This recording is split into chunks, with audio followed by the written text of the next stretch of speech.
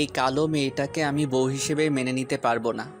বিয়ে সম্পন্ন হওয়ার পর ঘোমটা তুলতেই কথাটা কর্ণগোচর হতে স্বস্তির নিঃশ্বাস ফেলল সীমা।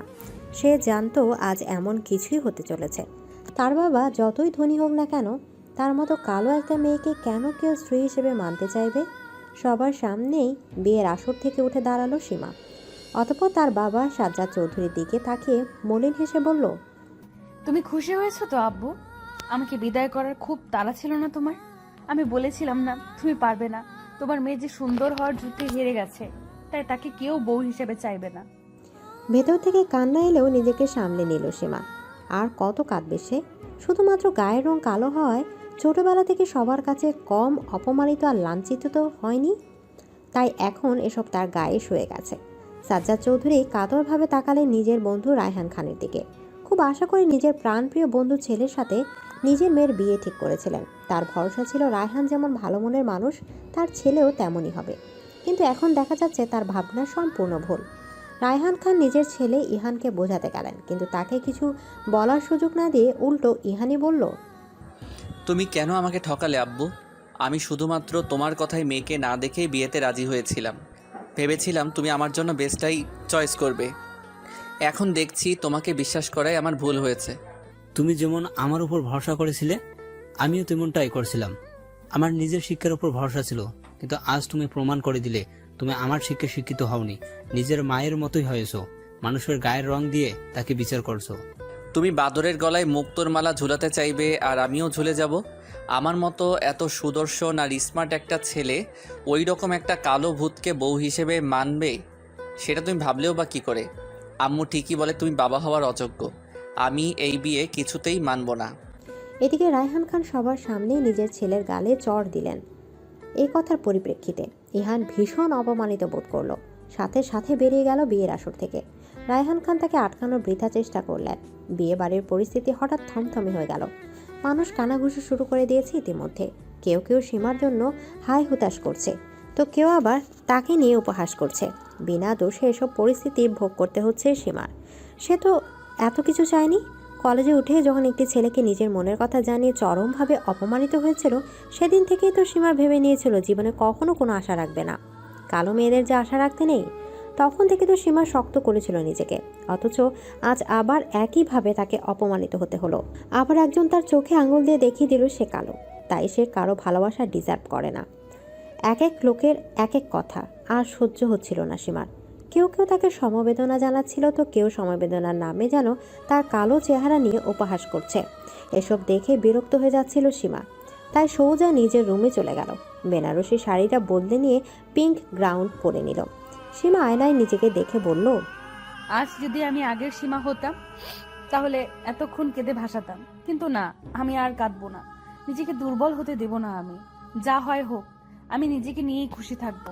বাইরের লোকের যতই সমস্যা থাকুক, আমার আল্লাহর দেওয়া এই চেহারা নিয়ে কোনো ক্ষোভ নেই। আমি নিজেকে ভালোবাসি, পছন্দ করি। আর কে আমাকে ভালোবাসলো কিনা, পছন্দ করলো কিনা, তাতে আমার কিচ্ছু যায় আসে না। এদিকে সাজ্জাদ চৌধুরী সোফায় মাথা নিচু করে বসে আছেন। বিয়ে বাড়ি ইতিমধ্যে ফাঁকা হতে শুরু করেছে। সবাই একে একে চলে গেলেও রায়হান খান এখনও রয়ে গেছেন। সাজ্জাদ চৌধুরীর পাশেই বসে আছেন তিনি। ক্ষমা চাইবেন নাকি সান্ত্বনা দেবেন সেটা বুঝতে পারছেন না। সাজ্জাদ চৌধুরী নিজেই রায়হানকে বললেন, আমি বুঝতে পারছি তুই হয়তো গিলটি ফিল করছিস। দেখ, আমি জানি এখানে তোর কোনো দোষ নেই। আসল দোষটা ছিল আমার। মেয়েটা আমাকে বলেছিল ও বিয়ে করতে চায় না, আমি জোর করেছিলাম। কি করব বল? আমার আদরের মেয়ে, আমার কিছু হয়ে গেলে ওকে কে দেখবে, সেই চিন্তা থেকেই। আমি তোর কষ্টটা বুঝি বন্ধু। ভাবির মৃত্যুর পর তো তুই একা হাতে দুই মেয়েকে মানুষ করেছিস। ছোট মেয়েটা তো মামার বাড়িতে পড়ে আছে। সীমাই তোর সব। জানিস, সীমাকে দেখলে আমার ভাবির কথা খুব মনে পড়ে। শুধু ভাবির গায়ের রং নয়, তার স্বভাবও পেয়েছে মেয়েটা। দেখতে যেমনই হোক, ব্যবহার, মেধা সব দিক দিয়ে সেরা তোর মেয়ে। বুয়েট থেকে পড়াশোনা করেছে। আমার ছেলে হীরার মূল্য বুঝতে পারলো না, কিন্তু দেখবি তোর মেয়ে নিজে একদিন সবাইকে তার মর্ম বুঝাবে। মিলিয়ে নিস আমার কথাটা। আচমকা সাজ্জাদ চৌধুরীর সেক্রেটারি হন্তদন্ত হয়ে ছুটে নিচে এলো। সাজ্জাদ চৌধুরী নিজের সেক্রেটারিকে এভাবে আসতে থেকে ভ্রুকুচকে প্রশ্ন করেন, কি হয়েছে? তোমাকে এমন দেখাচ্ছে কেন? সর্বনাশ হয়ে গেছে স্যার।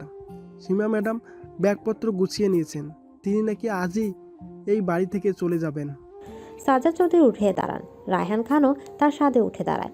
সীমাও ততক্ষণে ট্রলি নিয়ে বেরিয়ে এসেছে। সাজ্জাদ চৌধুরী নিজের মেয়েকে এভাবে দেখে প্রশ্ন করেন, কোথাও যাচ্ছিস তুই এভাবে? শ্বশুর বাড়িতে। কে মা, তুমি এখানে গিয়ে কি করবে? কেন শ্বশুর আব্বা, বিয়েটা যখন হয়েছে তখন তো আমাকে ওখানে যেতেই হবে। আপনি নিজের স্ত্রীকে ফোন করে বলুন তিনি যেন আমাকে বরণ করার জন্য প্রস্তুত থাকেন। তোকে কোথাও যেতে হবে না সীমা। আমি ভেবেছিলাম ইমাম আর তোর সম্পর্কে সবকিছু জেনেই তোকে বিয়ে করতে রাজি হয়েছে, কিন্তু এখন যা দেখলাম তারপর তোকে আর ওখানে পাঠানোর ঝুঁকি নিতে পারবো না। শ্বশুর আব্বা, আপনি আব্বুকে বোঝান না। আপনি তো ওখানে থাকবেন আমার হেল্পিং হ্যান্ড হয়ে, তাহলে আমার আর টেনশন কিসের? বিয়ে যখন হয়ে গেছে তখন আমি নিজের অধিকার ঠিক বুঝে নেব।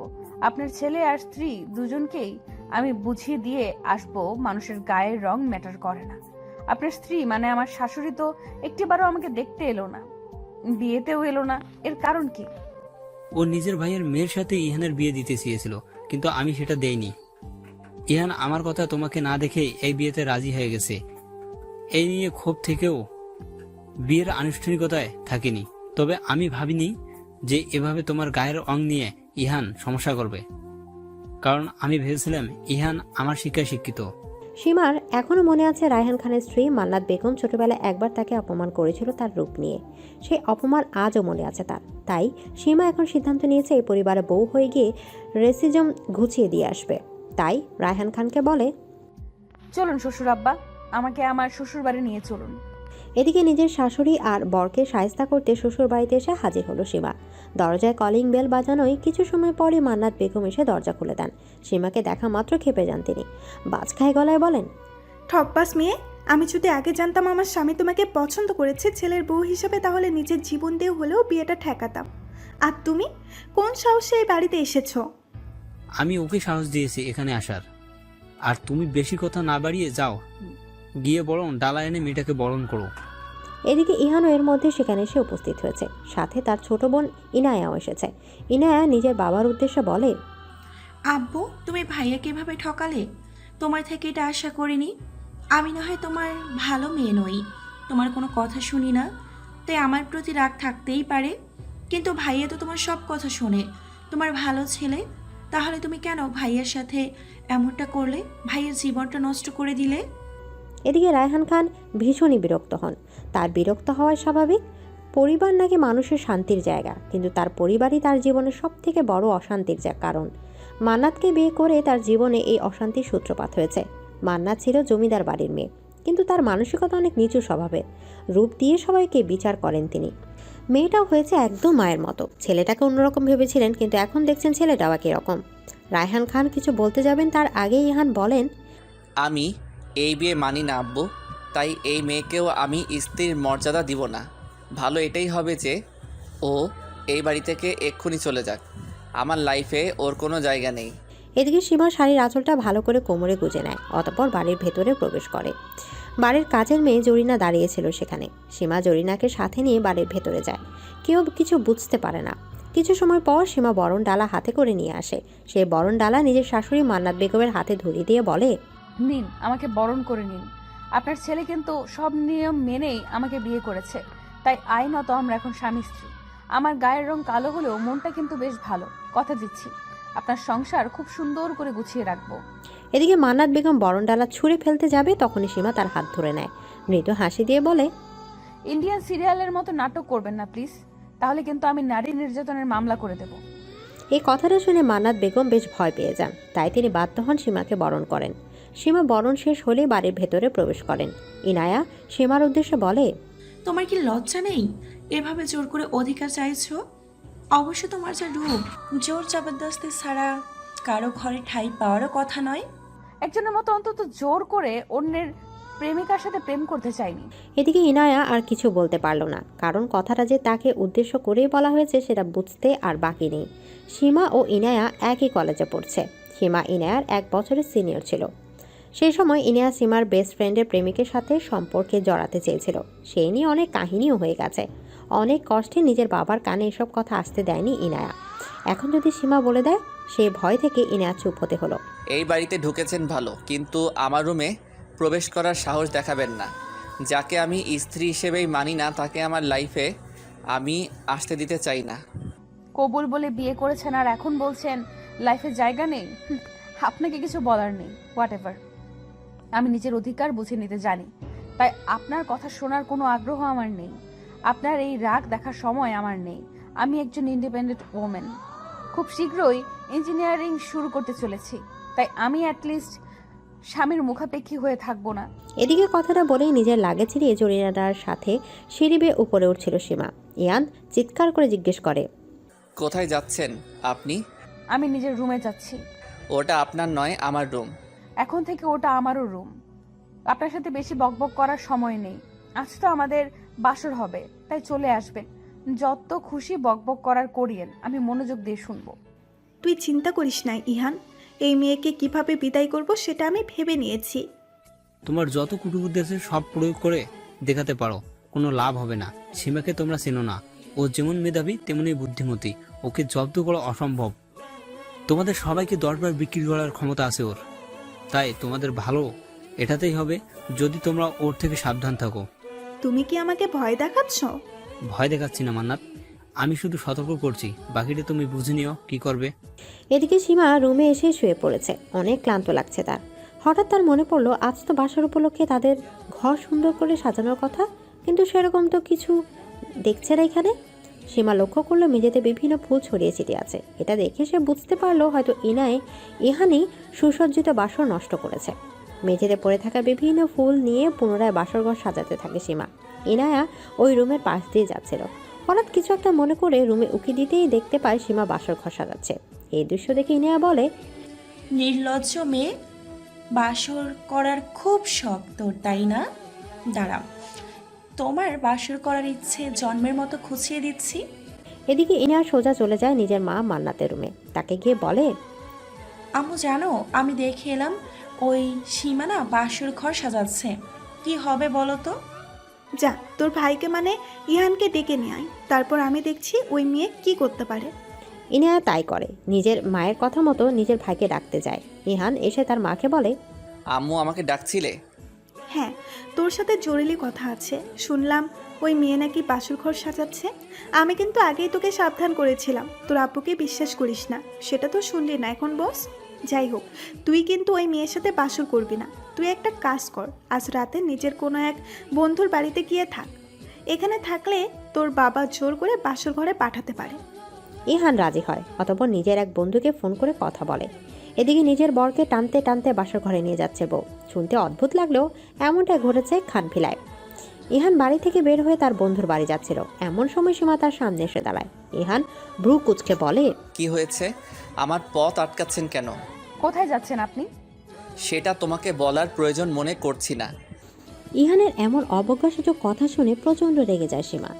নিজের শাড়ির আঁচল কোমরে বেঁধে নেয়। ইহানের হাত শক্ত করে ধরে বলে, আমি আপনার স্ত্রী, এই কারণেই আপনি বাধ্য আমাকে বলতে। এখনই চলুন আমার সাথে। আপনার আজ কোথাও যাওয়া হবে না, আজ আমাদের বাসর হবেই হবে। অতঃপর ইহানকে টানতে টানতে বাসার ঘরের দিকে নিয়ে যেতে থাকে। ইহান অবাক হয়ে যাচ্ছিল, কারণ সে সীমার শক্তির সাথে পেরে উঠছিল না। সীমা ইহানকে অবাক হতে দেখে বলে, এত অবাক হওয়ার কিছু নেই।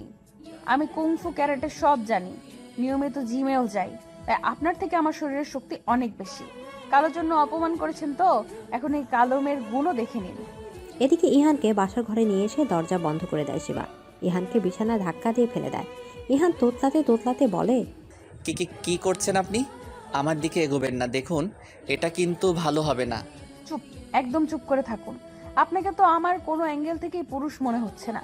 কোথায় আমি লজ্জা পেয়ে বাসর ঘরে বসে থাকবো আর আপনি এসে আমার লজ্জা ভাঙাবেন? তা নয়, আমাকে আপনাকে টানতে টানতে নিয়ে আসতে হচ্ছে। এখন তো মনে হয় আমাকে নিজের স্ত্রীর অধিকারটাও আদায় করে নিতে হবে। এদিকে ইহানের গলা শুকিয়ে যাচ্ছিল। জীবনে এই প্রথম এমন পরিস্থিতির সম্মুখীন হয়েছিল সে। কি করবে এটাই বোধগম্য ছিল না তার। এমন সময় সীমা তার পাশে শুয়ে পড়ে। ইহান উঠে যাওয়ার চেষ্টা করলো। সীমা বলে, খবরদার, এখান থেকে এক পাও নড়বেন না। যদি আমার কথা না শোনেন তাহলে কিন্তু আমি নিজের স্ত্রীর অধিকার দেখাবো। এদিকে ইহানের উপরে কথার প্রভাব পড়ে। ইহান আর ওঠার দুঃসাহস দেখায় না। সীমা ডেভিল স্মাইল দিয়ে নিজের জয় সেলিব্রেশন করে। অতঃপর মনে মনে বলে, এইভাবেই ধীরে ধীরে আপনাকে বশ করে নিব। একসময় আপনার পুরো হৃদয় নিজের জন্য জায়গা করে নিব। আপনার হৃদয় জুড়ে থাকবো আমি। এদিকে মান্নাত বেগম নিশ্চিন্তে ছিলেন এটা ভেবে যে ইহান হয়তো তার বন্ধুর বাড়িতে গেছে। এই ভেবে সারা রাত তিনি শান্তির ঘুম দিয়েছেন। সকালে উঠে তিনি নিচে চলে এসেছেন চা খাওয়ার উদ্দেশ্যে। সোফায় বসে পা দুলে দুলে জরিনাকে বলেন, এই জরিনা, চা দিয়ে যা, মাথাটা কেন জানি ব্যথা করছে। এদিকে জরিনার বদলে সীমা চা নিয়ে আসে। মান্নাত বেগম ভ্রু কুঁচকে ফেলেন। সীমাকে প্রশ্ন করেন, তুমি চা নিয়ে এসেছো কেন? জরিনা কোথায়? আমি তোমার হাতে চা খাবো না। কেন শাশুড়ি আম্মা, আমার হাতের চা থেকে কোনো অসুবিধা আছে? আমি দেখতে কালো জন্য কি আমার হাতের চাও খাওয়া যাবে না? যাকে আমি ছেলের বউ হিসাবেই মানি না, তার হাতের চা তো দূরে থাক, পানি পর্যন্ত খাবো না। আপনি না মানলে কি হবে? আপনার ছেলে তো আমাকে মেনে নিয়েছে। কাল রাতে আমাদের বাসরও হয়েছে। বাসর হয়েছে মানে? ইহানের তো কাল ওর বন্ধুর বাড়িতে যাওয়ার কথা ছিল। এমন সময় ইহান সিঁড়ি বেয়ে নিচে নামছিল। মান্নাত বেগম বুঝতে পারেন ইহান তার মানে কোনো বন্ধুর বাড়িতেই যায়নি, কাল রাতে এখানেই ছিল। মান্নাত বেগম ইহানকে দেখা মাত্র তার কাছে ছুটে গিয়ে বলেন, এটা তুই কি করলি ইহান? এই মেয়েটাকে তোর থেকে দূরে রাখার জন্য আমি কত কি করলাম, আর তুই এভাবে আমার সব কষ্ট পানি করে দিলি। এই মেয়েটার সাথে বাসরও করে নিলি। এখন এই মেয়েকে আমি এখান থেকে তাড়াবো কিভাবে? তুমি চিন্তা করো না আম্মু, ওই মেয়েটার সাথে আমার কিছু হয়নি। আমার রুচিবোধ এত নিচে নেমে যায়নি। এদিকে সীমা এবার অনেক বেশি অপমানিত বোধ করে। রেগে গিয়ে ইহানের দিকে চা ছুঁড়ে মারে। ইহানের হাতে পড়ে সেই চা। ইহান আর্তনাদ করে ওঠে। সীমা ক্রোধান্বিত হয়ে বলে, আমাকে নিয়ে ফার্দার আর এরকম কথা বলার সাহস দেখাবেন না মিস্টার ইহান খান। আমি সব সহ্য করব, কিন্তু নিজের অপমান সহ্য করব না। সাদা চামড়া নিয়ে খুব অহংকার না আপনার? এখন দেখুন আপনার হাত কিভাবে পুড়ে গেল। এইভাবে আল্লাহ না করুক কোনোদিন যদি আপনার পুরো শরীর পুড়ে যায়, তখন এই সাদা চামড়ার কিন্তু আর কোনো দাম থাকবে না। তাই সময় থাকতে বদলে যান। আল্লাহর সৃষ্টিকে অপমান করবেন না। এদিকে ইহান ও মান্নাত বেগম দুজনেই সীমাকে অনেক গালাগালি করতে থাকে। সীমা সেসব অগ্রাহ্য করে নিজের মতো রান্নাঘরে চলে যায়। আজ যেহেতু তার বউ ভাত, তাই নিজের হাতে সবার জন্য রান্না করবে, এটাই তার উদ্দেশ্য। রায়হান খান বাড়িতে আসা মাত্রই মান্নাত বেগম তার কানে সীমার নামে বিষ ঢালা শুরু করেছেন। সকালে ঘটনাকে টেনে এনে বললেন, এই কেমন মেয়েকে বউ করে আনছোস? রূপ তো নাই, তার উপর এরকম শৈতানি করে বেড়াচ্ছে। আমার ছেলেটার হাত পুরো পুড়িয়ে দিয়েছে। তুমি আজ এর একটা বিহিত করো। তোমাদের আগেই বলেছিলাম সীমার সাথে পাঙ্গা নিতে যাইও না, কিন্তু তোমরা আমার কথাই শুনলে না। এখন বোঝো কত ধানে কত চাল। এদিকে মান্নাত বেগম কোনো প্রতিকার না পেয়ে খেপে যান। রাগে বকবক করতে করতে নিজের রুমের দিকে যেতে থাকেন। কিছু সময় পরে সীমা এক কাপ কফি এনে রায়হান খানকে দিয়ে বলেন, এই নিন আপনার কফি। এসব আমি কি শুনছি? কি ব্যাপারে? তুমি নাকি ইহানের হাতে গরম চা ছুড়ে মেরেছ। এটা কিন্তু একদম ঠিক কাজ করোনি। আমি কি করব বলুন? যখন কেউ আমার গায়ের রং নিয়ে কিছু বলে, তখন নিজেকে আর ঠিক রাখতে পারি না।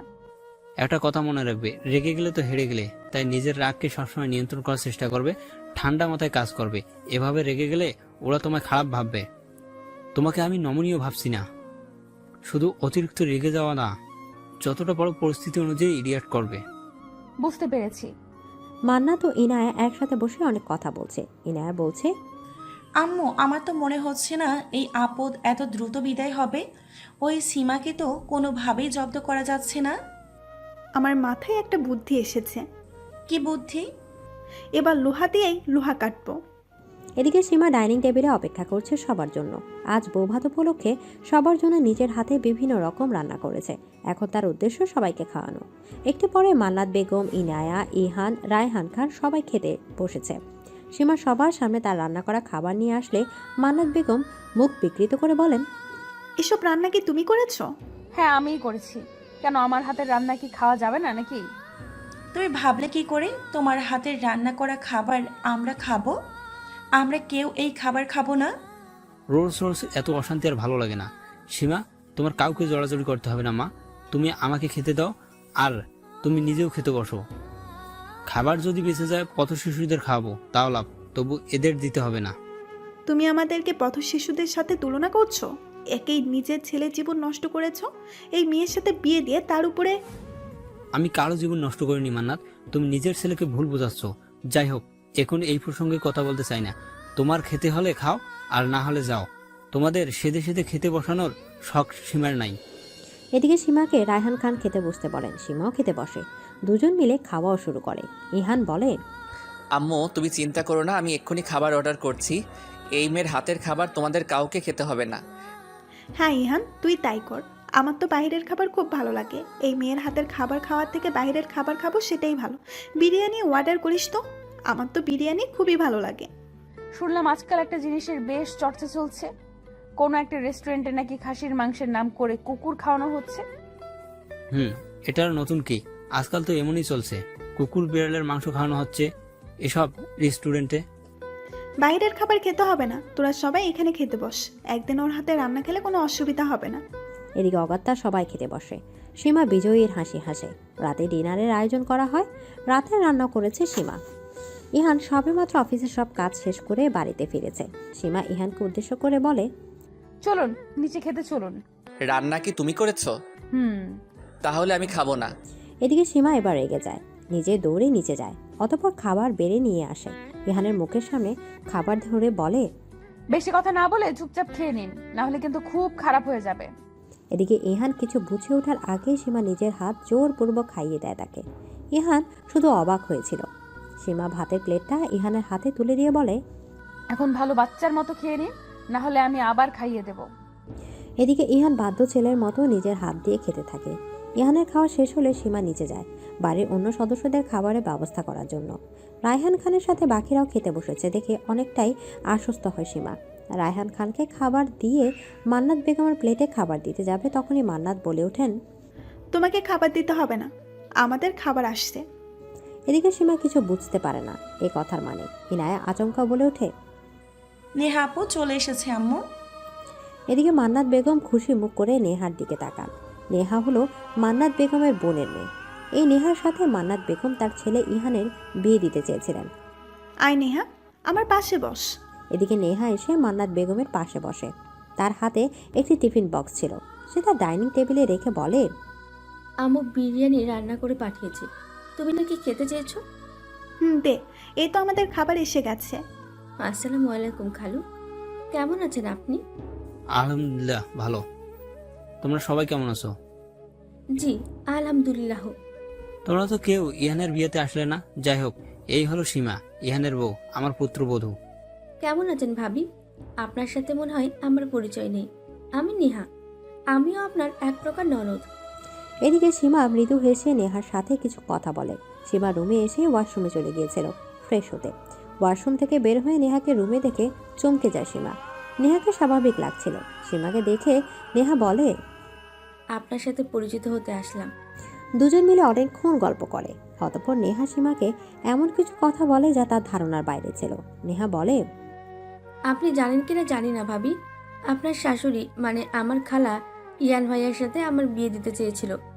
আমার পরিবার থেকেও ইতিবাচক সাড়া ছিল, কিন্তু খালু এর মাঝে আপনার সাথে ইহান ভাইয়ার বিয়ে ঠিক করাই, এটা নিয়ে অনেক ঝামেলা হয় আমাদের মাঝে। খালার সাথে আমার মায়েরও অনেক কথা কাটাকাটি হয়, এই নিয়ে অনেক কিছু হয়ে গেছে। এখন যখন বিয়ের পর ইয়ান ভাইয়া বিয়েটা মানছে না, তখন খালা আমার সাথে আবার ইয়ান ভাইয়ার বিয়ে দিতে চাইছে। আমার মায়েরও সেটাই ইচ্ছে। আমার অন্য কাউকে পছন্দ, মানে আমার একজন বয়ফ্রেন্ড আছে। আমি তো মাঝখানে খুব চিন্তায় ছিলাম যে আম্মু না আবার ইয়ান ভাইয়ার সাথে আমার বিয়ে দেন। তাই তো তোমার সাথে ইয়ান ভাইয়ার বিয়ে হওয়ার সব থেকে বেশি খুশি আমি হয়েছি। সীমা নিশ্চিত হয় নেহাকে নিয়ে তাহলে আর কোনো অসুবিধা নেই। নেহা সীমার কাছ থেকে বিদায় নিয়ে রুম থেকে চলে যায়। এদিকে সীমা অনেক রাত পর্যন্ত জেগে ইহানের জন্য অপেক্ষা করছিল, কিন্তু ইহানের আসার কোনো নাম গন্ধ ছিল না। অনেক সময় অপেক্ষা থাকতে থাকতে সীমার চোখ লেগে যায়। একটু চোখজোড়া বন্ধ করে যখনই ঘুমোতে যাবে, তখনই একটা বিশ্রী গন্ধ তার নাকে এলো। সীমার বমি চলে আসলো, তাই সে উঠে বসলো। চোখ খুলতে ইহানকে নিজের চোখের সামনে দেখতে পেল সীমা। ইহানকে দেখে বোঝা যাচ্ছিল সে স্বাভাবিক নয়, সম্ভবত মদ খেয়ে নেশা করে এসেছে। রাগে ক্ষোভে সীমা বলে, আপনি ড্রিঙ্ক করে এসেছেন কেন? সরুন এখান থেকে, আপনার মুখ থেকে খুব বাজে গন্ধ আসছে। সীমার কথা শুনে ইহান হাসে। তার হাসিও ভয়ানক দেখাচ্ছিল। হাসতে হাসতে সীমার কোলে ঢলে পড়ে ইহান। অতঃপর সীমার গালে হাত দিয়ে বলে, তোমাকে দেখে মনে হচ্ছে অন্ধকারের রানী। কি কালো তুমি! এই কালো মেয়েটাকে আমায় বিয়ে করতে হয়েছে ভেবে আমারও বমি আসে। তাই আই জাস্ট হেট ইউ। এদিকে সীমার আজ অনেক দিন পর মন আবার খারাপ হয়ে যায়। কলেজের একটি বাজে ঘটনা ঘটার পর থেকে সীমা ঠিক করেছে তার কোনোদিন নিজের রূপ নিয়ে ভাববে না। সৃষ্টিকর্তা যেভাবে সৃষ্টি করেছে সেভাবেই সন্তুষ্ট থাকার প্রত্যাশা নিয়েছিল সে। মন দিয়েছে নিজেকে প্রতিষ্ঠা করার। অতঃপর বইয়ের থেকে ইঞ্জিনিয়ারিং পাশ করেছে। কয়েকদিন পর ইঞ্জিনিয়ারও হয়ে যাবে। তবে আজ অনেকদিন পর আবার সীমার মনে নিজেকে নিয়ে সামান্য বিতৃষ্ণার জন্ম হলো। মনে হলো গায়ের রং কালো হওয়ায় সত্যি সে বোধহয় সে ইহানের যোগ্য নয়।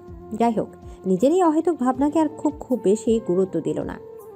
ইহান ততক্ষণে জ্ঞান হারিয়েছে। ইহানকে বিছানায় ভালো করে শুইয়ে দিল, নিজে বিছানা থেকে উঠে গেল, নিজের সব ব্যাগপত্র গুছিয়ে নিল। আজই এই বাড়ি থেকে চলে যাবে বলে সিদ্ধান্ত নিল সীমা। এত অপমানিত হওয়ার পর আর এখানে থাকার বিন্দু মাত্র ইচ্ছে নেই সীমার। যেহেতু এখানে এসেছিল গায়ের রং যে কিছু নয়, এই কথাটা ইহানও তার মাকে বোঝাতে, দুর্ভাগ্য তারা বুঝল না। কিছু মানুষকে বোঝাতে যাওয়া এক ধরনের মূর্খতা, সেটা আজ অনুধাবন করতে পারল সীমা। তাই সীমা বলল, কে কি ভাবলো সেটা নিয়ে আমি আর মাথা ঘামাবো না। আমি তো নিজের গুণ দিয়ে ইঞ্জিনিয়ার হতে পেরেছি। এখন তাহলে আমার কি সামান্য দুজন মানুষের কাছে নিজেকে প্রমাণ করার দরকার? কি প্রয়োজন? আমি কি এতটাই নগণ্য? নিজের পায়ে দাঁড়িয়েছি আমি, এখন বাকি জীবনটাও নিজের মতো করে কাটাতে পারবো। এমন ভাবনা করে খানবিলা থেকে বিদায় নিল সীমা। যাওয়ার আগে রায়হান খানকে বলে যেতে চেয়েছিল, কিন্তু তিনি ঘুমিয়েছিলেন, এজন্য আর বিরক্ত করলেন না। কাউকে কিছু না জানিয়ে চলে এলো। সীমাকে এত রাতে বাড়ি ফিরতে দেখে অবাক হয়ে যান সাজ্জাদ চৌধুরী। নিজের মেয়েকে তিনি জিজ্ঞেস করেন, সবকিছু ঠিকঠাক আছে তো সীমা? তুই এভাবে এত রাতে? এদিকে সীমা নিজের বাবাকে জড়িয়ে ধরে কান্নায় ভেঙে পড়ে। সবসময় নিজের আবেগকে নিয়ন্ত্রণ করা সম্ভব নয়। সীমা কান্নারত অবস্থায় বলে, তোমার মেয়ে যে কালো হয়েছে এটাই তার অপরাধ, তাই তো কারোর ভালোবাসা পাবে না সে। তাকে দেখলে নাকি মানুষের বমি পায়। আমাকে ক্ষমা করে দিস সীমা, আমারই ভুল ছিল এইভাবে তোকে বিয়ে দেওয়া। তবে তুই যেটা ভাবছিস সেটা একদম ভুল। তোর আম্মুর গায়ের রঙও তোর মতোই ছিল। যৌবনকালে আমি ছিলাম অনেক বেশি সুদর্শন, তবুও যে সেই কৃষ্ণাঙ্গী তরুণীর মনে তোর মায়ার জড়িয়ে পড়ি, বিয়ে করে আনি তাকে। জানিস, আমার আম্মু আব্বু আত্মীয় স্বজন সবাই নাখোশ ছিল এই বিয়েতে, শুধুমাত্র তোর মায়ের গায়ের রং কালো ছিল এই জন্য। কিন্তু আমি সবাইকে আগ্রহ করে তোর মায়ের সাথে সংসার করতে থাকি। আমার বাড়িতে তো মাকে অপমানিত হতে হতো, এই জন্য আমি আলাদা একটি ফ্ল্যাট কিনে সেখানে থাকতে শুরু করি। আর তারপর আব্বু বলো না আম্মুর আর তোমার ব্যাপারে আরো কিছু। আমি তোমাদের ব্যাপারে জানতে চাই।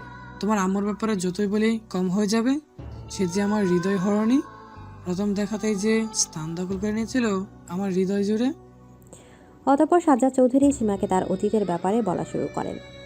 অতীত সমাচার। সাজ্জাদ চৌধুরীর জন্য তার পরিবার থেকে মেয়ে দেখতে এসেছে। সবাই বেশ আগ্রহী ছিল বউ দেখার জন্য। এমন সময় একটি মেয়ে মাথা অবধি ঘোমটা দিয়ে সবার সামনে উপস্থিত হয়। সাজ্জাদ চৌধুরী চাচি মেয়েটিকে ঘোমটা তুলতে বলেন। মেয়েটি কিছুতেই ঘোমটা তুলছিল না, লজ্জা পাচ্ছিল। তবে কিছু সময় পর সবার জোড়াজোড়িতে ঘোমটা তোলেন। সাজ্জাদ চৌধুরীর নজরে তখনই পড়ে সুমাইয়া নামের মেয়েটিকে। তার গায়ের রং ছিল নিকোষ কালো, তবে সেই কালো চেহারাতেও কেমন যেন একটা মায়া মায়া ভাব ছিল, যা সাজ্জাদ চৌধুরীকে আকর্ষিত করে। সাজ্জাদ চৌধুরীর বাবা মা সবাই প্রচণ্ড অপমান করে ঘটককে। সবার সামনে এভাবে অপমানিত হয়ে সুমাইয়া কেঁদেই দেয়। সুমাইয়া সেই ক্রন্ধনরত মুখশ্রী দেখে খুব কষ্ট পায় সাজ্জাদ চৌধুরী। কিছুতেই ভুলতে পারছিল না সেই মুখ। অতঃপর বাড়িতে ফিরেই নিজের মা বাবাকে সাফ জানিয়ে দেয়, বিয়ে করলে ওই মেয়েকে করবে, না হয় নয়। সাজ্জাদ চৌধুরী বা মা বাবা রাজি ছিল না। সাজ্জাদ চৌধুরীও জেদ করেছিলেন। অবশেষে তার জেদের কাছে হেরে গিয়ে সুমাইয়ার সাথে তার বিয়ে দেওয়া হয়। বিয়ের পর সুমাইয়াকে নিয়ে সুখে ছিলেন সাজ্জাদ চৌধুরী। সুমাইয়া দেখতে যেমনই হোক, তার গুণের অভাব ছিল না। অনেক ভালো রান্না করতে পারত, পড়াশোনাতেও ভালো ছিল। সুমাইয়ার ইচ্ছা ছিল ডাক্তার হওয়ার। সাজ্জাদ চৌধুরী এই কথাটা জানতে পেরে তাকে ডাক্তারি পড়ার সুযোগ করে দেয়। সুমাইয়া মেডিকেল চান্সও পায়। সংসার সামলে পড়াশোনা করেছিল সুমাইয়া, কিন্তু সাজ্জাদ চৌধুরীর মা বাবা সুমাইয়ার পড়াশোনা মেনে নিতে পারে না। নানাভাবে তারা কথা শোনাতে থাকে। শেষে বাধ্য হয়ে সাজ্জাদ চৌধুরীর স্ত্রীকে নিয়ে আলাদা হয়ে যান। তারা দুজন যথেষ্ট খুশি ছিলেন। এর মাঝে তারা জানতে পারে তাদের সংসারে নতুন অতিথি আসতে চলেছে। এতে তাদের সুখের আর সীমা ছিল না। তবে কথায় আছে না, বেশি সুখ কপালে সয় না, এক্ষেত্রেও তেমনটাও হয়েছিল। সুমাইয়ার কথায় সাজ্জাদ চৌধুরী নিজের মা বাবার সাথে সব ঝামেলা মিটিয়ে নেয় এবং সুমাইয়াকে নিয়ে বাড়িতে ফিরে আসে। এটাই ছিল তার জীবনের সবচেয়ে বড় ভুল। সুমাইয়া তখন প্রেগনেন্সির 9 মাস চলছিল। সাজ্জাদ চৌধুরী অফিস চলে যাওয়ার পর হঠাৎ সুমাইয়ার লেবার পেইন শুরু হয়। সুমাইয়া চিৎকার করে তার শ্বশুর শাশুড়িকে ডাকতে থাকে, কিন্তু তারা কেউ এগিয়ে আসে না। সে সময় মুঠোফোন ছিল না, টেলিফোন ছিল। তবে সুমাইয়ার অবস্থা এতটাই বেদনাদায়ক ছিল যে সে টেলিফোন অবধি যাওয়ার অবস্থায় ছিল না। সাজ্জাদ চৌধুরীর মন কেমন করা তিনি অফিস থেকে তাড়াতাড়ি বাড়ি ফিরে আসেন। এসে এই হৃদয় বিতারক দৃশ্যের সাক্ষী হন। ততক্ষণে সুমাইয়ের অবস্থা অনেক খারাপ হয়ে গেছিল। সাজ্জাদ চৌধুরী তাকে নিয়ে দ্রুত ছুটে হাসপাতালে যান, কিন্তু অনেক দেরি হয়ে গিয়েছিল। ডাক্তার বলেছিল ওনার গর্ভে যমজ বাচ্চা আছে। একটা বাচ্চা থাকলে হয়তো কোনো অসুবিধা হতো না, কিন্তু দ্বিতীয় সন্তান জন্ম দেওয়ার সময় ওনার মৃত্যু হয়েছে। এদিকে সাজ্জাদ চৌধুরী নির্বাক হয়ে যান। নিজের প্রিয়তমা স্ত্রীকে এভাবে হারিয়ে সম্পূর্ণ দিশেহারা হয়ে যান। নিজের বাবা মার প্রতি তার রাগ হয়। নিজেদের রাগ আর ক্রোধে তারা এতটাই অন্ধ ছিল যে এমন অমানবিক কাজ করলো। তখন থেকে সাজ্জাদ চৌধুরী তার বাবা মায়ের সাথে সব সম্পর্ক ত্যাগ করে। নিজের ছোট মেয়ের প্রতিও তার রাগ ছিল, কারণ তার মনে হয়েছিল তাকে জন্ম দিতে গিয়ে সুমাইয়া মারা গেছে। তাই তিনি নিজের ছোট মেয়েকে সুমাইয়ার ভাইয়ের কাছে দিয়ে আসেন। সুমাইয়ার ভাইয়া ভাবি বিয়ের অনেক বছর পরেও বাবা মা হতে পারেনি, তাই বাচ্চাটিকে নিজের মেয়ের মতোই মানুষ করতে থাকেন তারা। সাজ্জাদ চৌধুরী কখনো সেই মেয়ের কোনো খোঁজ নেননি। বর্তমান সীমার কান্নার গতি আরও বেশি বৃদ্ধি পেয়েছে। সে এত কিছু আগে তো জানতো না। এটাও জানতো না যে তার একটা যমজ বোনও আছে। আজ যেন একসাথে অনেকগুলো ধাক্কা খেল সে। এদিকে সীমা নিজের যমজ বোনের ব্যাপারে জেনে তার সাথে দেখা করার আকুল আবেদন জানায় তার বাবা সাজ্জাদ চৌধুরীর কাছে, কিন্তু সাজ্জাদ চৌধুরী তার মুখের উপর বলে দেয়, আমি চাই না ওই মেয়েটার সাথে কোনো যোগাযোগ রাখতে। ও যেখানেই আছে ভালো আছে, তাই তোমাকে ওকে নিয়ে চিন্তা করতে হবে না। সীমা তার বাবাকে এই ব্যাপারে অনেক বোঝানোর চেষ্টা করে, কিন্তু সাজ্জাদ চৌধুরী নিজের জেদে অটল থাকেন। অগত্যা সীমা নিরাশ হয়ে নিজের রুমে চলে আসে। অতঃপর নিজের মায়ের ছবি হাতে নিয়ে বলে, আম্মু, তুমি যদি আজ বেঁচে থাকতে তাহলে বোধহয় সব কিছু এমন এলোমেলো হতো না। আব্বু এত কথা আমার কাছ থেকে লুকিয়ে রেখেছিল এতদিন। আমার নাকি একটা যমজ বোনও আছে। আচ্ছা, আমি কোথায় খুঁজবো তাকে? আব্বু যে আমাকে কিছুই বলতে চাইছে না। এদিকে এসব নিয়ে ভাবতে ভাবতে সীমা যে কখন গভীর ঘুমের মধ্যে আচ্ছন্ন হয়ে যায় সেটা সে নিজে উপলব্ধি করতে ব্যর্থ হয়। ঘুমের মাঝে একটি স্বপ্ন দেখে সীমা। স্বপ্নে তারই মতো দেখতে একটি মেয়ে দেখে, যে অনেক কষ্টে অনেক অবহেলায় বড় হচ্ছে। স্বপ্নটি দেখা মাত্র সীমার ঘুম ভেঙে যায়। নিজের বোনের জন্য দুশ্চিন্তা এসে ধরা দেয় তার মনে। সীমা তখন চোখ বন্ধ করে বলে, আল্লাহ, আমি যেটা স্বপ্নে দেখেছি সেটা যেন সত্যি না হয়। আমার বোন যেখানেই থাকুক সে যেন ভালো থাকে। গাড়িটা আস্তে চালা সামিয়া। আমি গাড়ি আরো জোরে চালাবো। যদি ভালো চাও তাহলে আমাকে আমার আসল পরিচয় বলো। আমি জানি আমি তোমাদের আসল মেয়ে নই। তুই ভুল ভাবছিস সামিয়া। ঠিক ভুলের বিচার করার মতো বুদ্ধি আমার হয়েছে। কাল আমি তোমার আর মায়ের সব কথা শুনেছি। তোমরা তো বলছিলে আমি তোমাদের আসল মেয়ে নই। আমরা কি তোকে কোনো অবহেলা করছি? এত কথা আমি শুনতে চাই না। তুমি শুধু আমাকে আমার আসল পরিচয় বলো, না হলে আমি কিন্তু অ্যাক্সিডেন্ট করে দেব। ঠিক আছে, আমি বলছি তোকে সব। তুই আমার না, আমার বোন সুমাইয়ার মেয়ে। তোর জন্মের সময় তোর মায়ের মৃত্যু হয়েছিস, সেই জন্য তোর বাবা তোকে অপয়া মনে করে আমাদের কাছে রেখে গেছে। আর হ্যাঁ, তোর একটা যমজ বোনও রয়েছে, যে তোর থেকে কয়েক মিনিটের বড়। সহসা গাড়ি থামিয়ে দেয় সামিয়া। বাইরে তুষারপাত হচ্ছে, অথচ তার শরীর ঘামছে। ফর্সা হাত বেয়ে গড়িয়ে পড়ছে বিন্দু বিন্দু ঘাম। সামিহা মিনমিনের স্বরে বলে, তুমি আমার পাসপোর্ট ভিসার ব্যবস্থা করো। আমি 1 সপ্তাহের ভিতরেই আমি বাংলাদেশ যেতে চাই আমার রিয়েল ফ্যামিলির সাথে মিট করতে। এদিকে সকালে ঘুম থেকে উঠতে রায়হান খান চড়াও হন ইহানের ওপর, কারণ ততক্ষণে তিনি জেনে গেছে সীমা গত রাতে এই বাড়ি ত্যাগ করে গেছে। রায়হান খান ইহানকেই এর জন্য দোষারোপ করেন। তিনি বলেন, তোমার মতো কুলাঙ্গারের জন্য সীমা এই বাড়িতে থেকে বেরিয়ে গেছে। তুমি মেয়েটাকে অনেক কষ্ট দিয়েছো, যা মেয়েটা কোনোভাবেই সহ্য করতে পারেনি। তাই তুমি আমার ছেলেকে দোষ দিচ্ছ কেন? সব দোষ তো ওই মেয়ের। আমরা তো কেউ ওকে চলে যেতে বলিনি। আমার ছেলেও বলেনি। ও যখন নিজের ইচ্ছাতে চলে গেছে তখন তো ভালোই হয়েছে। এমনিতে ওকে আমাদের কারোরই পছন্দ নয়। শুধু তুমি পছন্দ করলে তো হবে না, সংসার তো আমার ছেলেকেই করতে হবে না কি? আমি কিচ্ছু শুনতে চাই না। রিহানের জন্যই সীমা এই বাড়ি থেকে বেরিয়ে গেছে। এখন ওকেই সীমাকে ফিরিয়ে আনতে হবে। যতক্ষণ না সীমা এই বাড়িতে ফিরছে ততক্ষণ ইহানেরও কোনো জায়গা হবে না এই বাড়িতে। ঠিক আছে, আমিও থাকবো না এই বাড়িতে, চলে যাচ্ছি আমি। কোথাও যাবি না তুই। এটা তোর বাড়ি, এখানে তোর অধিকার আছে। না আম্মু, এই বাড়ি রায়হান খানের। উনি যখন আমাকে চলে যেতে বলেছেন তখন আমি আর এখানে থাকবো না। এদিকে কথাটা বলেই হনহন করে বাড়ি থেকে বেরিয়ে যান ইহান। মান্নাত বেগম রায়হান খানকে উদ্দেশ্য করে বলেন, এবার শান্তি পেয়েছো তো তুমি? একটা বাইরের মেয়ের জন্য নিজের ছেলেটাকে এভাবে বের করে দিলে বাড়ি থেকে। তুমি ভুল ভাবছো মান্নাত। আমি কাউকে বাড়ি থেকে বের করিনি। আমি শুধু ওকে শর্ত দিয়েছিলাম। এখন যদি ও সেটা না মানে তাহলে ওর এই বাড়িতে থাকতে দেব না আমি। এদিকে কথাটা বলে নিজের রুমের দিকে পা বাড়ান রায়হান খান। ইহান দ্রুত গতিতে গাড়ি চালাচ্ছে। রাগ তার মাথায় উঠে গেছে। একটা বাইরের মেয়ের জন্য তার বাবা যে তাকে এভাবে অপমান করলো সেটা সে মানতেই পারছে না। অসাবধানতাবশত গাড়ি চালাতে গিয়ে আচমকা একটি পিলারের সাথে ধাক্কা খায় ইহান। তৎক্ষণাৎ তার মাথা বেয়ে তরল রক্তের স্রোত নেমে আসে। বিয়ের একটি অদ্ভুত সম্পর্ক, এই সম্পর্কের মাধ্যমে দুজন অচেনা মানুষ চিরকালের জন্য এক পবিত্র বন্ধনে আবদ্ধ হয়। সেই বন্ধনে টান থেকে সীমা শত অপমানের পরও ছুটে এসেছে হসপিটালের ইহানকে দেখতে। রায়হান খান কল দিয়ে সীমাকে জানিয়েছে ইহানের অ্যাক্সিডেন্টের ব্যাপারে। হাসপাতালে আসা মাত্র রায়হান খানকে দেখতে পায় সীমা। ছুটে গিয়ে তাকে জিজ্ঞেস করে, আপনার ছেলে এখন কেমন আছে? মাথায় বেশ ভালোই আঘাত পেয়েছে, তবে ওর লাইফ রিয়েক্ট নেই। ডক্টর বললেন ও এখন সেফ জোনে আছে। এদিকে কিছুক্ষণ পরই সীমার কানে আসে কারো কান্নার আওয়াজ। মান্নাত বেগম ও ইনিয়া কান্না করতে করতে এদিকে আসছিল। সীমাকে এখানে দেখে ক্ষেপে যান মান্নাত বেগম। সীমাকে গালাগালিও করে বলেন, এই ড্যানিটা কেন এসেছে এখানে? আমার ছেলের অ্যাক্সিডেন্ট করিয়ে কি ওর শান্তি হয়নি? এখন কি আমার ছেলেটাকে খেতে এসেছে? তুমি একটু বেশি বাড়াবাড়ি করছো। যা হয়েছে তাতে সীমার কোনো হাত নেই। দুর্ঘটনা তো আর বলে কয়ে আসে না, দোষ তোমার ছেলের। রাস্তায় উদ্ভ্রান্তের মতো গাড়ি চালাতে কে বলেছিল তাকে? তুমি এখানেও ভাইয়ের দোষ দেখছো আব্বু? দোষ তো এই মেয়েটার। ও বাড়ি থেকে চলে গিয়েছিল, এই জন্যই তো তুমি ভাইয়াকে বাড়ি থেকে বের হয়ে যেতে বলেছিলে। তারপরেই তো এসব হয়ে গেল। এদিকে সীমার আবার একটু অপরাধবোধ অনুভূত হয়। তার মনে হয় তার জন্যই বোধহয় সব হয়েছে। এমন সময় একজন নার্স ডেকে নিয়ে যায়। সবাই মিলে যায় ইহানের কেবিনের দিকে। সীমা দরজার কাছে দাঁড়িয়ে থাকে। মান্নাত বেগম কেবিনে ঢুকে ইহানের সামনে গিয়ে বলেন, তুই কেমন আছিস ইহান? সবেমাত্র ইহানের জ্ঞান ফিরেছে। সে মলিন চোখে মান্নাত বেগমের দিকে তাকিয়ে বলে, আপনি কে? আর আমাকে ইহান বলে ডাকছেন কেন? আমার নাম কি ইহান? এদিকে ইহানের কথা শুনে অবাক হয়ে তাকিয়ে থাকেন মান্নাত বেগম। ইহান নিজের মাকে চিনতে পারছে না, এমনকি নিজের নামটাও চিনতে পারছে না। মান্নাত বেগম অস্থির হয়ে ডাক্তারকে জিজ্ঞেস করেন, আমার ছেলের কি হয়েছে? ও এমন করেছে কেন? আপনি কি সত্যি কিছু মনে করতে পারছেন না মিস্টার ইহান খান? উনি আপনার মা। আমি কিছু মনে করতে পারছি না। আমি কে? কি আমার পরিচয়? আই থিঙ্ক যে মাথায় আঘাত লাগার কারণে ওনার স্মৃতিশক্তি চলে গেছে।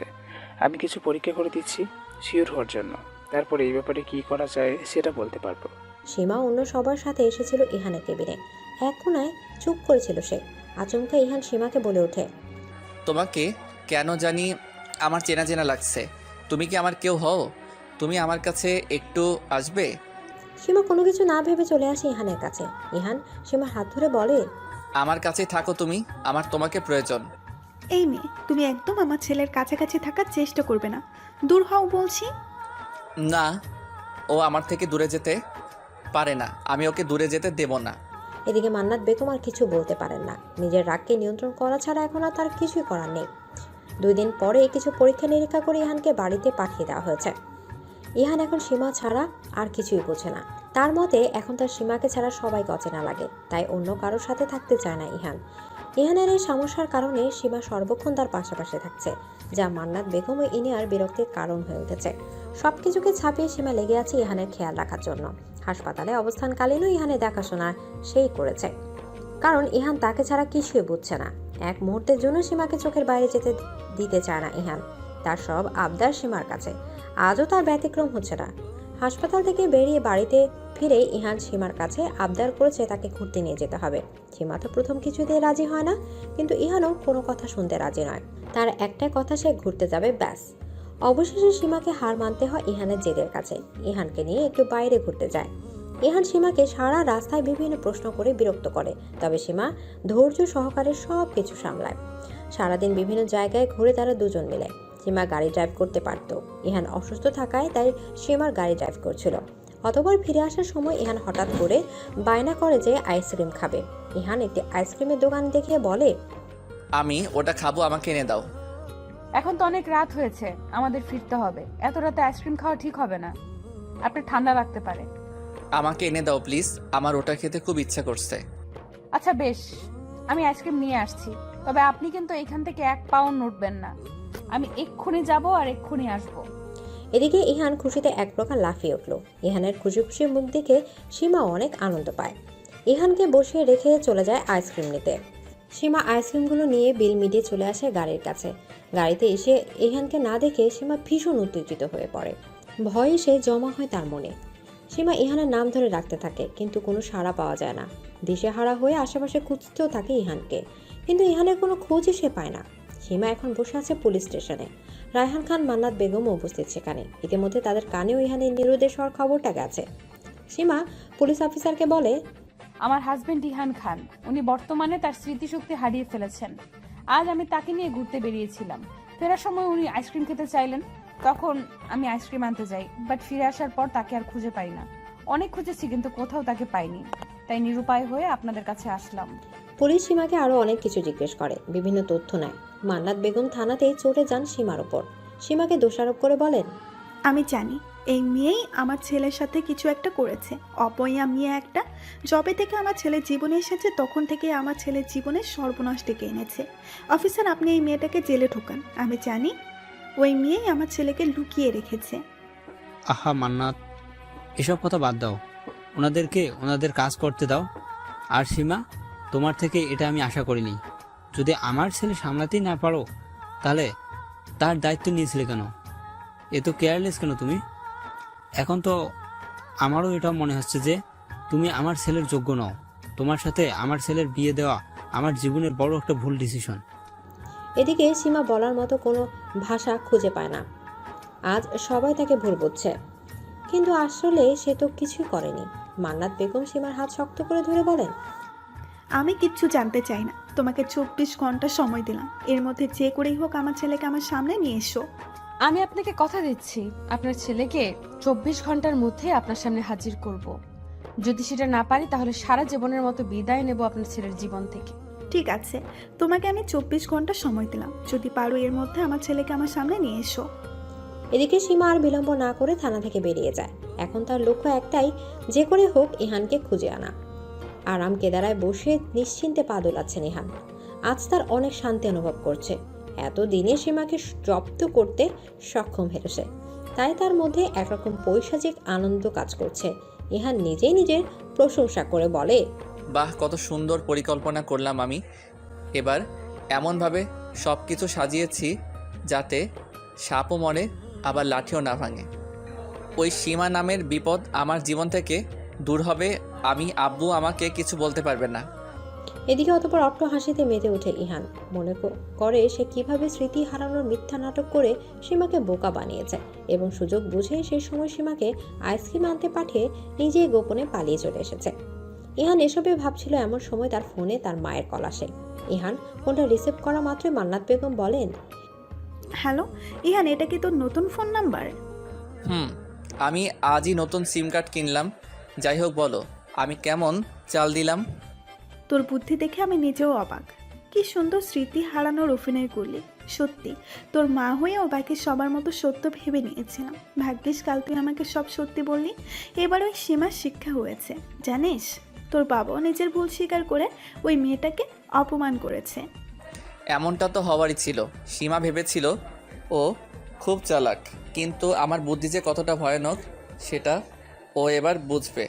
ওই মেয়েটা বলেছে 24 ঘন্টার মধ্যে হয় তোকে খুঁজে বের করবে, আর না হয় চিরজীবনের মতো তোর জীবন থেকে বিদায় নেবে। তাহলে তো ভালোই হয়, আমি 24 ঘন্টা আত্মগোপনে থাকি। এদিকে সীমা উদ্দেশ্যহীনভাবে খুঁজে চলেছে ইহানকে, কিন্তু কোথাও তাকে খুঁজে পাচ্ছে না। সীমার এখন দিশে হারা লাগছে, কি করবে সেটা বুঝতে পারছিল না সে। এমন সময় তার ফোনে একটা কল আসে।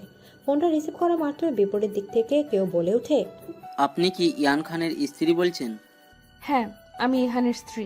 আপনি কে, আর আমাকে কেন ফোন করেছেন? আমি সিটি হসপিটাল থেকে বলছি। আপনার হাজব্যান্ডের যে কিছু টেস্ট করতে দিয়েছিলেন তার রেজাল্ট এসেছে। রিপোর্ট কি এসেছে? ইহানের স্মৃতিশক্তি কি সত্যি হারিয়ে গেছে? জি না, রিপোর্ট অনুযায়ী ইয়ান খানের মাথার এমন কোনো গুরুত্ব আঘাত আসেনি যার কারণে তার মেমোরি লস হওয়ার কোনো চান্সই থাকবে না। আমাদের মনে হচ্ছে ওনার অবস্থা ঠিকই আছে। আমি এমন কিছু সন্দেহ করেছিলাম। আপনাকে অনেক অনেক ধন্যবাদ ডক্টর। অতঃপর সীমা কল কেটে দিয়ে বলে, আমি জানি আমাকে এখন কি করতে হবে। আপনি অনেক সুন্দর চাল চেলেছেন মিস্টার ইহান খান, কিন্তু আমাকে হয়তো আপনি এখনো পুরোপুরি চিনে উঠতে পারেননি। আমি যে কি করতে পারি সেটা এবার আপনার কাছে প্রমাণ করে দিব। এদিকে সীমা নিজের ফোন থেকে ইনায়াকে ফোন করে। ইনায়া ফোন রিসিভ করা মাত্রই বলে, কে বলছেন? আমি সীমা। কেন কল করেছো তুমি? তোমার জন্য আমার ভাই হারিয়ে গেছে। তোমাকে তো আমি... তোমাকে আর এত নাটক করতে হবে না, আমি সব জানি। কি কি জানো তুমি? তোমার ভাই যে স্মৃতি হারানোর নাটক করেছে সেটা আমি জেনে গেছি। আর তুমি এবং তোমার মাও যে এসবে জড়িত সেটাও আমি নিশ্চয়তা দিয়ে বলতে পারি। ও, আমি বুঝতে পারছি। এখন তুমি নিজের দোষ ঢাকতে আমাদের উপর দোষ দিচ্ছ, তাই না? চুপ! আর কোনো মিথ্যা নয়। আমি ডাক্তারের সাথে কথা বলেছি। ইহানের রিপোর্ট বলেছে ও একদম সুস্থ। ভালোই ভালোই তোমার ভাইয়ের সাথে আমার যোগাযোগের ব্যবস্থা করে দাও, না হলে কিন্তু তোমার বাবা মিস্টার রায়হান খানের কানে সব কথা তুলব। এদিকে ইনায়া খুব ভয় পেয়ে যায়, কারণ তার বাবার কানে সব কথা উঠলে অনেক বড় সর্বনাশ হয়ে যাবে।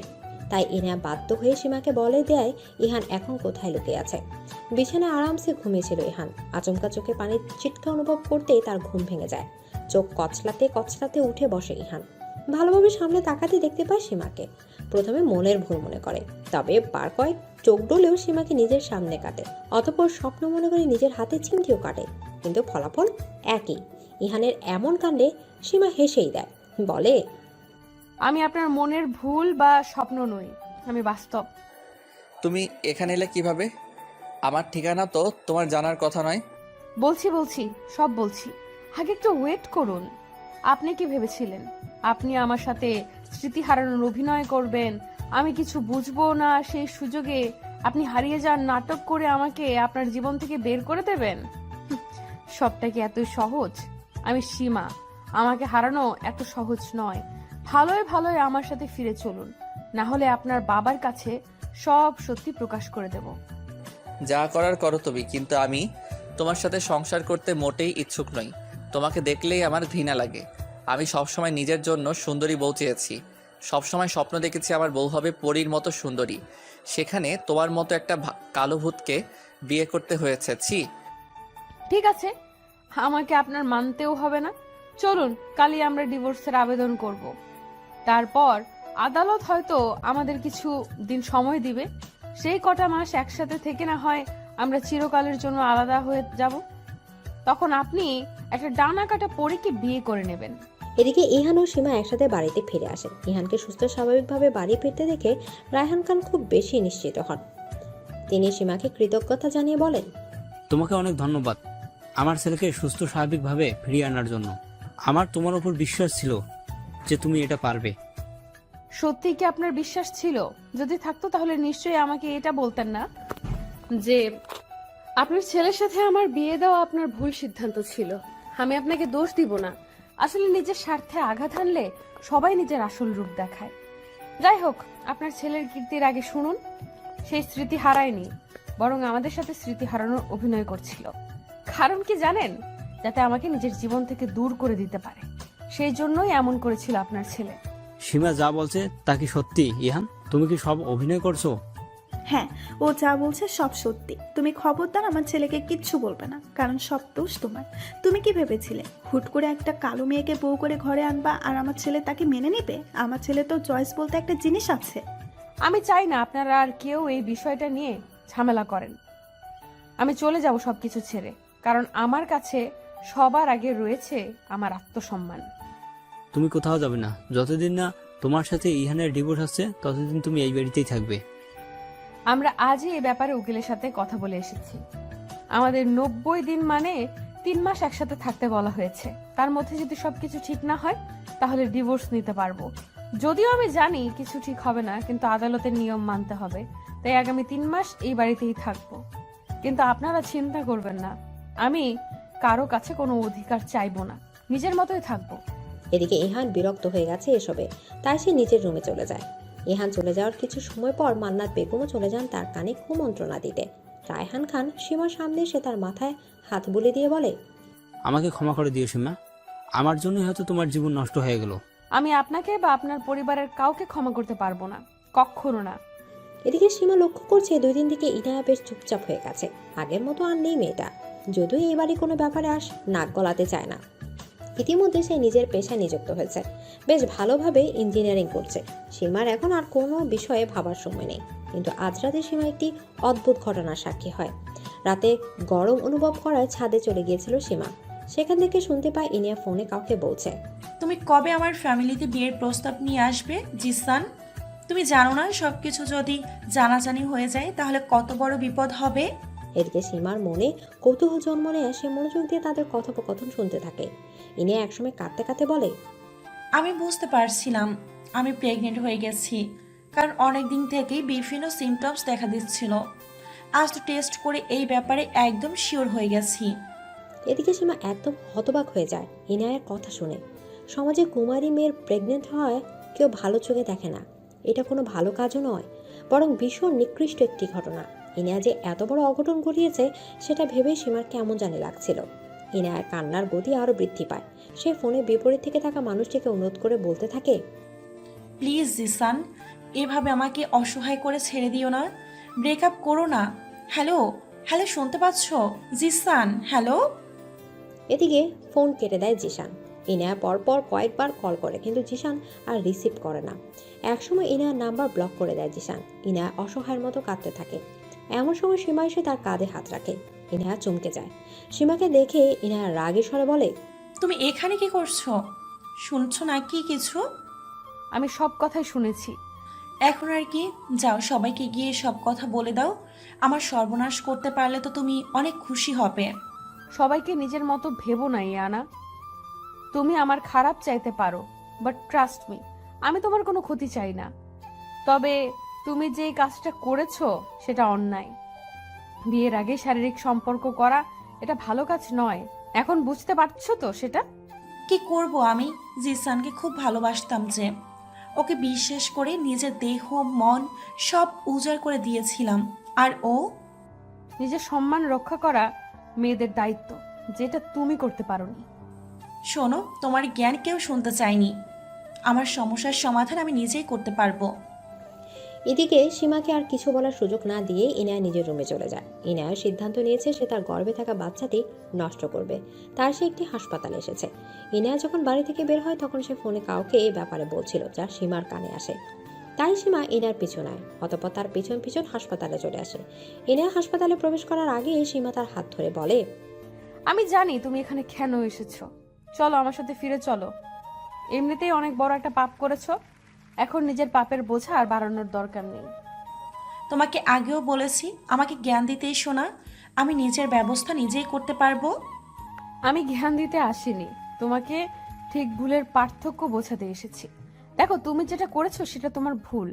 এই বাচ্চাটার তো কোনো দোষ নেই, তাহলে ওকে কেন শাস্তি দেবে? তো কি করব আমি? বাবার নাম পরিচয়হীন এই বাচ্চাকে পৃথিবীতে এনে মানুষের হাসির পাত্র হব? জিসান বলে দিয়েছে সে আমার সাথে যোগাযোগ রাখতে চায় না। তুমি আমার সাথে এসো। এদিকে সীমা ইনায়ার কোনো কথা না শুনে তাকে নিয়ে গাড়িতে বসায়। অতঃপর তাকে একটি বস্তিতে নিয়ে যায়। ইনায়া জিজ্ঞেস করে, এখানে কেন এনেছো আমাকে? এদিকে সীমা কোনো উত্তর না দিয়ে ইনায়াকে বস্তির ভেতর নিয়ে যায়। বস্তির একটি পরিবারকে দেখায়, যেখানে একজন মা নিজে না খেয়ে তার 3 সন্তানদের মুখে ভাত তুলে দিচ্ছে। সীমা ইনায়াকে উদ্দেশ্য করে বলে, দেখতে পাচ্ছো, এটাই হলো মাতৃত্ব। একজন মা নিজে না খেয়ে তার সন্তানদের খাওয়াচ্ছে, আর তুমি নিজের অনাগত সন্তানকে শেষ করতে চাইছো। আমি আমার বাচ্চাকে পৃথিবীতে আনতে চাই। সীমা খুশি হয়, এটাই তো চেয়েছিল সে। অতঃপর ইনায়াকে নিয়ে বাড়িতে ফেরে। যেহেতু কোনো কিছু লুকিয়ে লাভ নেই, তাই রায়হান খান, মান্নাত বেগম, ইহান সবাইকে ড্রয়িং রুমে উপস্থিত হতে বলে সীমা। সবাই ড্রয়িং রুমে উপস্থিত হলে সীমা বলে, আপনাদের সবাইকে একটা জরুরি কথা জানাতে চাই। কি বলবে তাড়াতাড়ি বলো, আমার অনেক কাজ আছে। এই পরিবারে একটি নতুন সদস্য আসতে চলেছে। তুমি আমার ইহানের বাচ্চার মা হতেই পারো না। ইহান তো তোমাকে কোনোদিন স্পর্শ পর্যন্ত করেনি। তুমি কি ভেবেছো অন্য কারো বাচ্চা পেটে ধরে আমার ইহানের নামে দোষ চাপিয়ে দেবে? এটা হবে না। দেখেছো তো তুমি কেমন মেয়েকে বাড়ির বউ করে এনেছো, যার চরিত্রের ঠিক নাই। আমার চরিত্রের দিকে আঙুল তোলার আগে নিজের মেয়ের দিকে তাকান। প্রেগনেন্ট আমি নই, প্রেগনেন্ট আপনার মেয়ে। এদিকে সীমার কথায় যেন খান ভিলা ড্রয়িং রুম বেশ বড়সড় একটা বিস্ফোরণ ঘটে যায়। রায়হান খান কড়া দৃষ্টি নিক্ষেপ করে নিজের মেয়ের দিকে। রাগে ক্রোধে নিজের হাতের মুঠো শক্ত করে ইনায়ার দিকে এগিয়ে গিয়ে তাকে একের পর এক থাপ্পড় মারতে থাকেন। মান্নাত বেগমও মাথায় হাত দিয়ে বসে পড়েন। নিজের মেয়ের এমন কুকীর্তির কথা জেনে তার মুখ একদম ছোট হয়ে গেছে। ইহানও ইনায়াকে বকাবকি করতে থাকে। রায়হান খান ইনায়াকে ছেড়ে মান্নাত বেগমের সামনে এসে বলেন, খুব তো বড় বড় কথা বলো, নিজের মেয়েকে এ কেমন শিক্ষা দিয়েছো? সি, আমার ভাবতে লজ্জা করছে। এসব কথা যদি বাইরে জানাজানি হয়ে যায় তাহলে আমার মান সম্মান পুরো ধুলোয় মিশে যাবে। এদিকে মান্নাত বেগম নিজের মেয়ের দিকে এগিয়ে যান। তাকে এলোপাথারি মারতে মারতে বলেন, শৈতান মেয়ে, এই দিন দেখার জন্য তোকে জন্ম দিয়েছিলাম। সত্যি করে বল, এই বাচ্চাটা কার? না হলে তোকে আমি আজই শেষ করে দিব। তোকে জন্ম দিয়ে যে পাপ করেছি, আজ তোকে মেরেই সেই পাপের প্রায়শ্চিত্ত করব। এটা আমার বয়ফ্রেন্ড জিসানের বাচ্চা। আমি ওকে খুব ভালোবাসতাম। ওর কাছে নিজের ভালোবাসার প্রমাণ দিতে গিয়ে তোমরা আজকালকার মেয়েরা অনেকেই এই ভুলটা করো, ভালোবাসার প্রমাণ দিতে গিয়ে নিজের সতীত্ব বিসর্জন দাও। কিন্তু এইটা কোনোভাবেই জাস্টিফাই করার মতো কাজ নয়। কাউকে ভালোবাসলে তার দেহ ছুঁতে চাওয়ার বাসনা পুরোই অপ্রাসঙ্গিক। বরং কাউকে যদি ভালোবাসা যায়, তার সম্মান হবে আমানতের মতো, যেটার খেয়ানত কোনোভাবেই করা যাবে না। আমি নিজের ভুলটা বুঝতে পেরেছি, কিন্তু এখন আমি কি করব? তুই এক্ষুনি এই বাড়ি থেকে বেরিয়ে যা। আজ থেকে আমি জানবো আমার কোনো মেয়ে নেই।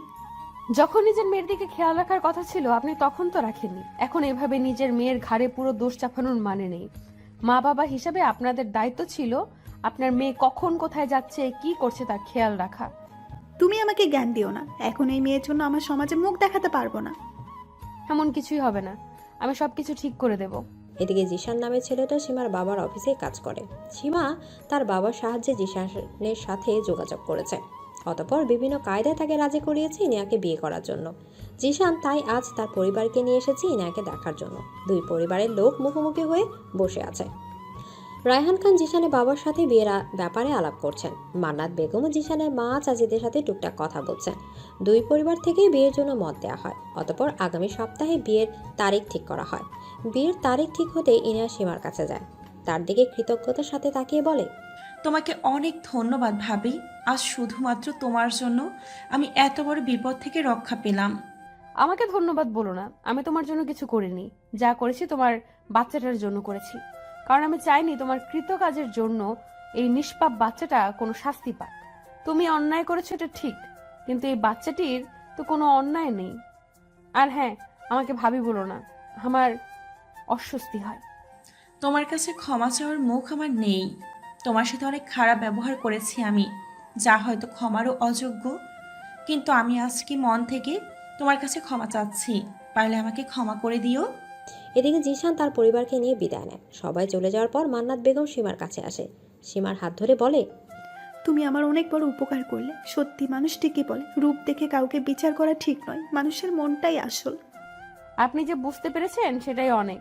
কিন্তু আমি এত সহজে আপনি আমাকে যা যা অপমান করেছেন সেটা ভুলে যাব না। এতটা দয়ালু আমি নই। তবে আপনার কাছে অনুরোধ, আর কখনো গায়ের রং বা চেহারা নিয়ে কাউকে খোঁটা দিবেন না। এই দেখুন না, আমার গায়ের রং কালো, কিন্তু আমি কখনো এমন কোনো কাজ করিনি যার জন্য আমার বাবাকে অসম্মানিত হতে হয়েছে। বরং আমি ইঞ্জিনিয়ার হয়ে নিজের বাবার মুখ উজ্জ্বল করতে পেরেছি।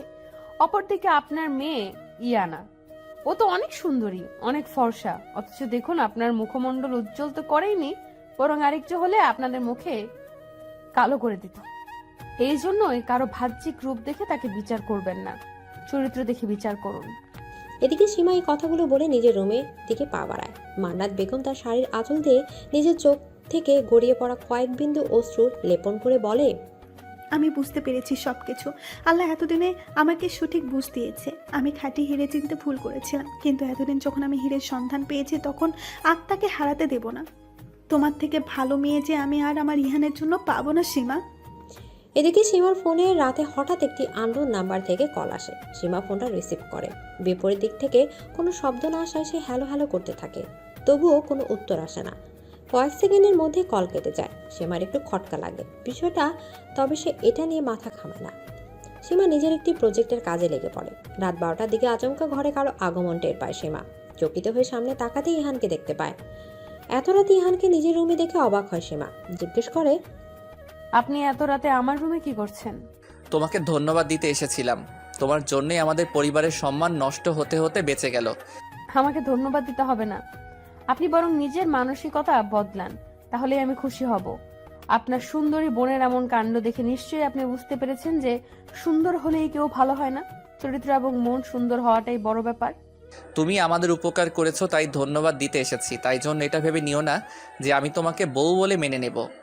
সেটা আমি কখনো আশা করিনি, আর না এখন করি। আমি শুধু এইটুকুই আশা করব আপনি নিজের মানসিকতা বদলান। আর আপনি আমাকে মেনে নেওয়ার কে? আমি নিজেই আপনাকে স্বামী হিসেবে কখনো মানব না। আপনার মতো নিচু মানসিকতার মানুষকে আমি স্বামী হিসেবে চাই না। ইহান সীমার দিকে রাগে দৃষ্টি প্রেক্ষাপটে করে গটগট করে রুম থেকে চলে যায়। সীমা পুনরায় নিজের কাজে মনোযোগ দেয়। মান্নাত বেগম এতক্ষণ ধরে দরজায় দাঁড়িয়ে সব শুনছিলেন।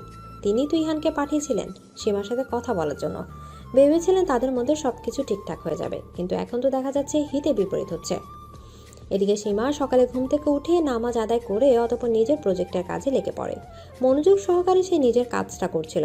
এমন সময় মান্নাত বেগমের আগমন ঘটে তার রুমে। মান্নাত বেগম দরজার বাইরে দাঁড়িয়ে সীমাকে জিজ্ঞেস করেন, ভেতরে আসবো? হ্যাঁ আসুন, আপনাদেরই তো বাড়ি। আমি তো এখানে কয়েকদিনের অতিথি মাত্র।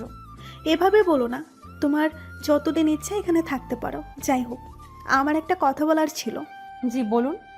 তুমি এই রুমে কেন আছো? দেখো আইনত এখনো তো ইহানের সাথে তোমার ডিভোর্স হয়ে যায়নি, তাই তোমাদের তো উচিত একসাথে একই রুমে থাকা। এর ফলে সম্পর্কের উন্নতি হবে। আপনার ছেলের সাথে কোনো সম্পর্কের উন্নতি করার ইচ্ছা আমার নেই। তার মতো নিচু মানসিকতার লোকের সাথে আর যাই হোক সংসার করা যায় না। তুমি ভুল ভাবছো। আমার ছেলে এতটাও খারাপ নয়। একবার শুধু ইহানের জায়গায় নিজেকে বসিয়ে দেখো। তোমাকে যদি তোমার বাবা এভাবে মতের বিরুদ্ধে গিয়ে তোমার অপছন্দের কারোর সাথে বিয়ে দিত, তাহলে কি তুমি মেনে নিতে পারতে? এখানে কি ইহানের কোনো দোষ আছে? হ্যাঁ সত্যি, এখানে ইহানের কোনো দোষ নেই। আমি যদি দেখতে এমন কালো না হয়ে অপরূপ সুন্দরী হতাম, তাহলে মতের বিরুদ্ধে গিয়ে বিয়ে হলেও উনি ঠিকই আমায় বিয়ে করতেন এবং মেনে নিতেন। ওই যে কথায় কথায় সবাই বলে না, ফেস ডাজন্ট ম্যাটার, এটা একটা ভুয়া কথা। ফেস ম্যাটার করে। পৃথিবীর অধিকাংশ মানুষ এখনো সৌন্দর্যের পূজারী, বিশেষ করে মেয়েদের ক্ষেত্রে তো বটেই। একটা পুরুষ মানুষ যেমনই হোক, তার নিজের জন্য সুন্দরী একটা বউ চাই। নিজের হাজার খুঁত থাকলেও নিজের স্ত্রী হিসেবে চায় ঐশ্বরিয়াকে। সেখানে আপনার ছেলে এত সুদর্শন দেখতে, সে তো নিজের জন্য সুন্দরী মেয়ে চাইবেই। তাই তো আমি আপনার ছেলের জীবন থেকে চলে যেতে চাইছি। মানুষের মন মানসিকতা তো বদলাতে পারে সীমা। তুমি পারবে না আমার ছেলেটাকে বদলাতে? আমি এর কোনো প্রয়োজন মনে করছি না। যে বোঝার সে নিজে থেকেই বোঝে, আর যে না বোঝার সে বুঝেও বোঝা যায় না। এদিকে মান্নাত বেগম বুঝতে পারে সীমার মনোভাব, তাই তিনি আর কথা না বাড়িয়ে দীর্ঘশ্বাস ফেলে সীমার রুম থেকে বেরিয়ে আসেন। সীমা নিজের একটি প্রজেক্টের কাজে একটি স্থান পরিদর্শনে এসেছেন। মূলত একটা পুরাতন ব্রিজ মেরামত করে নতুনভাবে তৈরি করার কাজ এসে পড়েছে সীমার কাঁধে। সীমা সেটা নিয়ে আলোচনা করছিল। এমন সময় কেউ একজন সীমার সামনে এসে দাঁড়ায়। তার পরনে জিন্স এবং স্কার্ট, মুখে মাস্ক এবং চোখে সানগ্লাস পরা। সীমা সে মেয়েটিকে ঠিক চিনতে পারে না, কিন্তু তার প্রতি গভীর টান অনুভব হয়। সীমা দলের একজন লোক মেয়েটির সাথে সীমার পরিচয় করে দিয়ে বলে, উনি আমাদের এই প্রজেক্টে যুক্ত হয়েছেন। উনি ব্রিটেনের একজন নামকরা ইঞ্জিনিয়ার। ওনার নাম। এদিকে পুরো কথা সম্পূর্ণ হওয়ার আগেই সীমা ডাক পড়ে। সীমা অন্যদিকে চলে যায়। অন্য মেয়েটি সীমার দিকে তাকিয়ে থাকে অপলক। সীমা একটি জায়গায় দাঁড়িয়েছিল। আশপাশ থেকে বিভিন্ন ভারী মালামাল বহন করা হচ্ছিল। সীমা সবকিছু তদারকিও করছিল। আচমকা একটা ভারী ইট সীমার মাথার উপর পড়তে যাচ্ছিল। সে সময় কোথা থেকে যেন মাস্ক সানগ্লাস পরিহিত মেয়েটি দেবদূতের মতো হাজির হয়। সীমাকে অনেক বড় বিপদের হাত থেকে বাঁচিয়ে দেয় মেয়েটি। কয়েকজন মানুষ ছুটে আসে। মেয়েটি সীমাকে জিজ্ঞেস করে, আর ইউ ওকে? এদিকে সীমার কাছে মেয়েটির গলা খুব চেনা লাগছিল। শুধু তাই নয়, মেয়েটিকেও তারা আপন আপন লাগছিল। কেন জানি মেয়েটির মুখ দেখার অদ্ভুত বাসনা জাগে সীমার মনে। সীমা মেয়েটির উদ্দেশ্যে বলে, I am fine, thanks for saving me. এদিকে মেয়েটি যেন নিশ্চিত হয়, অতঃপর চলে যায় নিজের মতো। সীমা সেই মেয়েটি যাওয়ার পানেই তাকিয়ে থাকে। সীমা বাড়িতে ফেরার পর দেখা দেয় নতুন সমস্যা। মান্নাত বেগম ইহানকে বলে সীমাকে নিয়ে ইনায়ের বিয়ের শপিং করতে যেতে। সীমা ও ইহান কেউই রাজি হয় না একসাথে যাওয়ার জন্য, কিন্তু মান্নাত বেগম জেদ ধরে বসেন থাকেন যে তাদেরকে একসাথে শপিং করতে যেতেই হবে। অগত্যা তার জেদের কাছে হার মেনে ইহান রাজি হয়। সীমাও ভদ্রতার খাতিরে রাজি হয়। সীমা, ইহান ও ইনায় একসাথে শপিং করতে বেরিয়ে যায়। গাড়িতে ওঠার সময়ও বিপত্তি বাধে। সীমা ইনায়ের সাথে গাড়ির পেছনে সিটে বসে। ইনায়কে মান্নাত বেগম বলেই দিয়েছে যে করেই হোক সীমা ও ইহান যাতে পুরো রাস্তা একসাথে বসে যায়। সেই কারণে ইনায় সীমাকে বলে, ভাবি, আমার এভাবে যেতে প্রবলেম হচ্ছে, তুমি একটু সামনে যাবে প্লিজ? কি প্রবলেম? শ্বাস নিতে সমস্যা। এদিকে সীমা একবার ইহানের দিকে তাকায়। ইহান সামনে আসার সংকেত দিতেই সামনে এগিয়ে বসে সীমা। ইহান গাড়ি চালাতে শুরু করেন। শপিং মলে পৌঁছে সবার শপিংয়ে মনোযোগ দেয়। মূলত ইনায়ার বিয়ের জন্য শপিংয়ে আসার কারণে সবাই সেদিকটাই দেখছিল। এদিকে ইনায়া মনে করে মান্নাত বেগম তাকে কি বলেছিল। তিনি বলেছিলেন, শোনিয়া না, তুই একটা ব্যাপার ভালোভাবে খেয়াল রাখবি, সীমা ও ইহান যেন একসাথে বেশি বেশি সময় কাটায়, এতে ওদের সম্প্রতি স্বাভাবিক হবে। এদিকে মায়ের আদেশ মতো কাজ করতে থাকে ইনেয়া, তাই সে এক পর্যায়ে ইহানের কাছে গিয়ে চুপি চুপি বলেন, ভাইয়া তুমি তো শুধু আমার জন্য লেহেঙ্গা দেখছো, ভাবির জন্য কিছু একটা কেনো। সে তো এসেছে আমাদের সাথে, তাকেও তো কিছু কিনে নিয়ে দেওয়া উচিত। এদিকে ইহানের কাছে ইনেয়ার কথাটা যুক্তিযুক্ত লাগে। সত্যি তো, সীমা যখন তাদের সাথে এসেছে তখন সীমাকে কিছু কিনে দেওয়া দরকার। ইহান পুরো শপিং মল ঘুরে খুব সুন্দর একটা পিঙ্ক কালারের শাড়ি পছন্দ করে সীমার জন্য। সীমা একজন সেলসম্যানকে বলে শাড়িটা প্যাক করে নেয়। সব কেনাকাটা শেষ হলে তারা শপিং মল থেকে বেরিয়ে আসে। অতঃপর শপিং মলের বাইরে এসে ইহান সীমার হাতে শাড়িটা তুলে দেয়। সীমা তো বিশাল অবাক হয়ে যায় ইহানের এই কাণ্ডে, জিজ্ঞেস করে, কি এটা? শাড়ি আপনার জন্য, দেখুন তো পছন্দ হয় কিনা। এদিকে সীমার অবাক হওয়ার মাত্রা বৃদ্ধি পায়। শাড়িটা বের করে দেখে সত্যি অনেক সুন্দর। ইহানকে ধন্যবাদ জানিয়ে বলে, শাড়িটা আমার পছন্দ হয়েছে, থ্যাংক ইউ। এদিকে ইহানের গাড়িটা শপিং মলের বিপরীত দিকে একটি পার্কিং লটে পার্ক করা ছিল। ইহান গাড়িটা আনার জন্য রাস্তা পারাপার হতে যাচ্ছিল। এমন সময় একটি গাড়ি দ্রুত বেগে তার দিকে যাচ্ছিল। সীমার নজরে আসে ব্যাপারটা। সীমা আর কালক্ষেপণ না করে ছুটে যায় ইহানকে বাঁচানোর জন্য। ইহানকে ধাক্কা দিয়ে গাড়ির সামনে থেকে সরিয়ে দেয়। সীমা গাড়ির সামনে পড়ে যায়। মুহূর্তে রক্তাক্ত হয়ে রাস্তায় লুটিয়ে পড়ে সে। এদিকে সীমা রাস্তায় লুটিয়ে পড়ার পর ইহান কিছু সময়ের জন্য বাকরুদ্ধ হয়ে যায়। অতঃপর ব্যাপারটা বুঝতে পারা মাত্রই চিৎকার দিয়ে এগিয়ে আসে সীমার দিকে।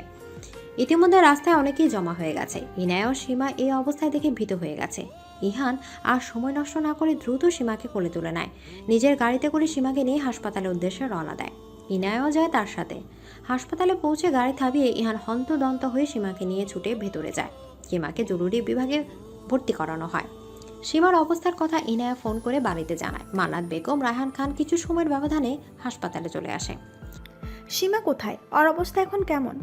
অবস্থা বেশি ভালো না, ভাবির অনেক ব্লাড লস হয়েছে, ডক্টর বলেছে লাইফ রিস্ক আছে। অ্যাক্সিডেন্ট হলো কিভাবে?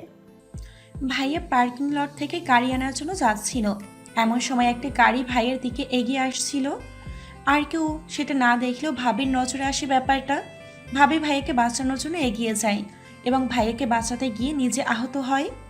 ইতিমধ্যে সীমার বাবা সাজ্জাদ চৌধুরী হাসপাতালে এসে উপস্থিত হন। নিজের মেয়ের এই অবস্থার কথা শুনে তিনি অনেক জরুরি একটা মিটিং ফেলে চলে এসেছেন। হাসপাতালে এসে সাজ্জাদ চৌধুরী রায়হান খানের কাছে জানতে চান, আমার সীমা কোথায়? ও কেমন আছে? তুই শান্ত হ, সীমার চিকিৎসা চলছে, ও সুস্থ হয়ে যাবে ইনশাল্লাহ। তুই আমাকে শান্ত হতে বলেছিস রায়হান?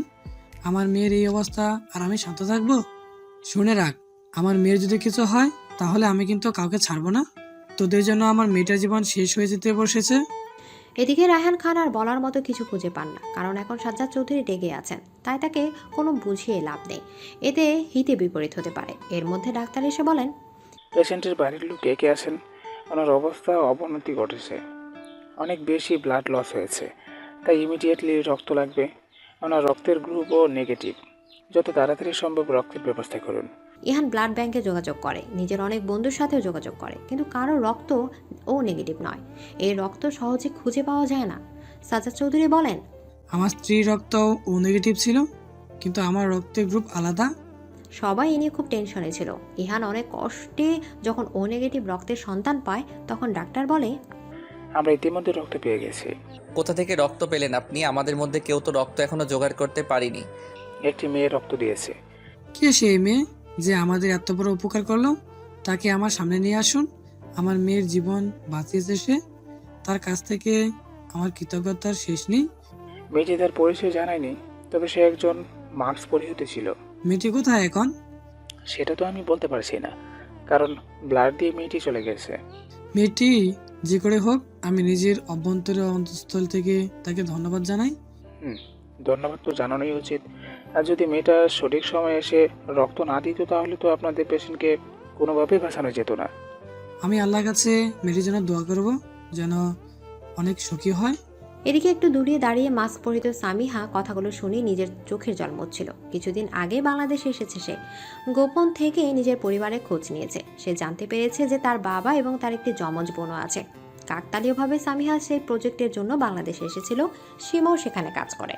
সেখানে সীমাকে প্রথমবার দেখে চিনতে পারে সামিহা, কারণ তাদের গায়ের রং ভিন্ন হলেও চেহারা একই। আজ যখন সীমার অ্যাক্সিডেন্টের খবর তার কানে আসে তখনই সে ছুটে আসে। অতঃপর সামিহা নিজের রক্ত দিয়ে সীমার জীবন বাঁচায়। সামিহা দূর থেকে সাজ্জাদ চৌধুরীর উদ্দেশ্যে বলে, তুমি আমার জন্য দোয়া করবে বলছো, অথচই আমাকে নিজে থেকে দূর করে দিয়েছিলে। নিজের আসল পরিবার থেকে দূরে থেকেছি এতদিন, ভেবেছিলাম তোমাদের কাছে থাকবো, কিন্তু পরে যখন জানলাম তুমি আমাকে আমাদের মায়ের মৃত্যুর জন্য দায়ী মনে করো, তখন আমি সিদ্ধান্ত বদলে ফেললাম। আমি থাকবো না তোমাদের সাথে, দূরে থেকেই তোমাদের দেখব। এদিকে সামিহা চলে যায় সেখান থেকে নিজের গন্তব্যের দিকে। দীর্ঘ একদিন পর সীমার জ্ঞান ফিরে, তবে সে অনেক বেশি দুর্বল ছিল। ডাক্তার বলে দিয়েছে আশঙ্কামুক্ত হলেও সীমা সুস্থ হতে অনেক বেশি সময় লাগবে। সীমা সুস্থ হওয়ার কথা শুনে এক এক করে সবাই এসে তার সাথে দেখা করে গেছে, আসেনি শুধু ইহান। সীমা ভেবে পায় না ইহানের না আসার কারণ কি। এসব ভেবে দীর্ঘ শ্বাস ফেলে সীমা। অন্যদিকে ইহানের ভাবনা ভিন্ন। সে লজ্জায় সীমার সামনে যেতে পারছিল না। মেয়েটাকে তো কম অপমান করেনি ইহান, অথচ সেই সীমা ইহানের জন্য নিজের জীবন বাজি রেখেছিল। মান্নাত বেগম ইহানের কাছে এসে তাকে সীমার কাছে যেতে বলে। ইহান তখন বলে, আমি পারবো না, সীমার সামনে যেতে পারবো না, আমার গিলটি ফিল হচ্ছে। মান্নাত বেগম ইহানের কোনো কথা শুনলেন না। তিনি এক প্রকার জোর করে ইহানকে সীমার কেবিনে পাঠিয়ে দেন। অবশেষে ইহানকে নিজের কেবিনে আসতে দেখে সীমার সকল ভাবনার রীতি ঘটে। ঠিক আছো তো তুমি? আলহামদুলিল্লাহ, বেঁচে আছি। তোমাকে যে কি বলে ধন্যবাদ জানাবো সেটা আমার জানা নেই। শুধুমাত্র আমাকে বাঁচানোর জন্য তুমি নিজের লাইফ রিস্কে ফেলেছিলে। তোমার কাছে আমি চিরকাল গ্রেটফুল থাকবো। এই উপকারের বিনিময়ে কিন্তু আপনাকে জোরপূর্বক নিজের ইচ্ছার বিরুদ্ধে গিয়ে আমি মেনে নিতে হবে না। আমি জানি আপনি কখনো মন থেকে আমায় মানবেন না। সত্যি বলতে আমি কখনো সেটা আশাও করিনি। বাই দ্য ওয়ে, অনেক রাত হয়েছে, আপনি আপনার পরিবারের সদস্যদের নিয়ে নিজের বাড়িতে ফিরে যান। আজ থেকে আমি চিরকালের মতো আপনাকে মুক্তি দিলাম। আমি আর আপনাদের বাড়িতে ফিরবো না, এখান থেকে সরাসরি আব্বুর সাথে আমাদের বাড়িতে ফিরবো। ইহানের বুকটা কেন জানি না ছ্যাত করে ওঠে সীমার কথা শুনে। এতদিন তো সে এটাই চাইছিল, কিন্তু এখন সীমা তার থেকে দূরে যাবে এ কথাটা শুনেই তার কেন জানে কষ্ট হচ্ছে। হৃদয়ে দোলা দিয়ে যাচ্ছে কথাটা। এদিকে সীমা সুস্থ হওয়ার পর তার নিজের বাড়িতে এসেছেন। রায়হান খান, মান্নাত বেগম, ইনায়া তাকে অনেক অনুরোধ করেছিল ওই বাড়িতে যাওয়ার জন্য, কিন্তু সীমা তাদের অনুরোধ রাখতে পারেনি। নিজের মতো করে চলে এসেছে এই বাড়িতে। বর্তমানে বেলকনিতে বসে আকাশের দিকে তাকিয়ে আছে সীমা। গরম কফির কাপে চুমুক দিয়ে ইহানের কথা ভাবছে। সবাই তাকে ওই বাড়িতে ফিরে যেতে বললেও ইহান একবারও তাকে বলেনি। হয়তো সে চায় না সীমা আর ওই বাড়িতে ফিরুক। এসব ভেবে দীর্ঘশ্বাস ফেলে সীমা। নিজেই নিজেকে বলে, ইহান তো কখনো আমাকে চাইনি, তার তো নিজের জন্য একটা ডানা কাটা পরিচয় থাক না। আমি আর তার কথা ভাববো না। আল্লাহ যেন ইহানের ইচ্ছাটাই পূরণ করে, তাকে তার মনের মতো মেয়ের সাথেই যেন মিলিয়ে দেয়। এদিকে ইহানের অবস্থা অনেকটা সীমার মতো। সেও নিজের রুমে শুয়ে শুয়ে সীমার কথা ভাবছে। শুরু থেকে সীমার সাথে করা সব অন্যায় অপমানের কথা, অথচ এত কিছু করার পরও সীমা তার জন্য নিজের জীবন বাঁচিয়ে রেখেছিল। ইহান ভাবে সে সীমার যোগ্য নয়, সীমাকে কষ্ট ছাড়া আর কিছুই দিতে পারেনি। কিন্তু তবুও সীমার অনুপস্থিতি তার গুরুত্ব বুঝতে পারছে। আসলে কোনো কিছু আমাদের সাথে থাকলে আমরা তার গুরুত্ব বুঝতে পারি না। যতই সে দূরে চলে যাক তখনই তার গুরুত্ব বুঝতে পারি। ইহানের সাথেও সেটাই হচ্ছে। যখন সীমা তার কাছে ছিল তখন সীমাকে বুঝতে পারেনি কিংবা বুঝতে চায়নি, তাকে অবজ্ঞা করে গেছে। এখন যখন সীমা তার কাছে নেই তখন সীমার কথা ভাবছে। সীমার স্মৃতিগুলো তাকে অনেক বেশি ভাবাচ্ছে, কষ্ট দিচ্ছে প্রচুর। ইহান নিজের বুকের বাঁ পাশে হাত রেখে বলে, কেন এত ভাবছি আমি সীমার কথা? তাকে নিয়ে ভাবনা তো আমার হৃদয়ে আসার কথা না। কেন এত কষ্ট হচ্ছে আমার? তাহলে কি? হ্যাঁ, তুই ঠিকই ভেবেছিস। তোর হৃদয় জুড়ে সীমা রয়েছে, তাই তোর এত কষ্ট হচ্ছে সীমার জন্য। নিজের হৃদয়ের কথা তুই বোঝার চেষ্টা কর। তোর মন কি চাই সেটা বোঝ ইহান। এখনো সময় আছে, তোদের ডিভোর্স হয়নি এখনো। তাই সময় থাকতে মেয়েটাকে ফিরিয়ে আন, না হলে পরে আজীবন পস্তাতে হবে তোকে। মিলিয়ে নিস আমার কথা। এমন কিছুই নয় আম্মু, তুমি ভুল ভাবছো। আমি সীমাকে ভালোবাসি না। আমি তোর মা, তোকে 10 মাস পেটে ধরেছি, তাই আমি জানি তোর মনোভাব। এদিকে সীমা নিজের বাড়ির ড্রয়িং রুমে বসে আছে। তার সামনে তার বাবা বসে নিউজ পেপারস পড়ছে। সীমা আচমকা তার বাবা সাজ্জাদ চৌধুরীর উদ্দেশ্যে বলে ওঠে, তুমি কি মনে করো আব্বু একটা সদ্যজাত শিশু তার মায়ের মৃত্যুর কারণ হতে পারে? এই প্রশ্নের কোনো উত্তর আমার কাছে নেই। কিছু কিছু প্রশ্নের কাছে বিবেক হেরে যায় এবং আবেগ জিতে যায়। আবেগকে তো জিততে দিলে চলবে না আব্বু, বিবেক দিয়ে ভাবতে শেখো। আম্মুর মৃত্যুর জন্য তুমি আমার যমজ বোনকে দায় দিতে পারো না। আমিও তো আমার মায়ের গর্ভে ছিলাম, তাই না? তোমার যুক্তি মতে যদি আমার বোন আম্মুর মৃত্যুর জন্য দায়ী হয়ে থাকে, তাহলে আমিও তো সমানভাবেই দায়ী। তাহলে আমাকে নিজে এত আদর করে বড় করলে কেন? আর আমার বোন কোথায় আছে, কেমন আছে, তার কোনো খোঁজ পর্যন্ত নিলে না? এটা তোমার অন্যায় আব্বু। তোমাকে বুঝতে হবে আমরা দুজনেই তোমার সন্তান। আজ যদি আম্মু বেঁচে থাকতো তাহলে কি করতে তুমি? আচ্ছা, আম্মুর সামনে কি কখনো তুমি দাঁড়াতে পারবে?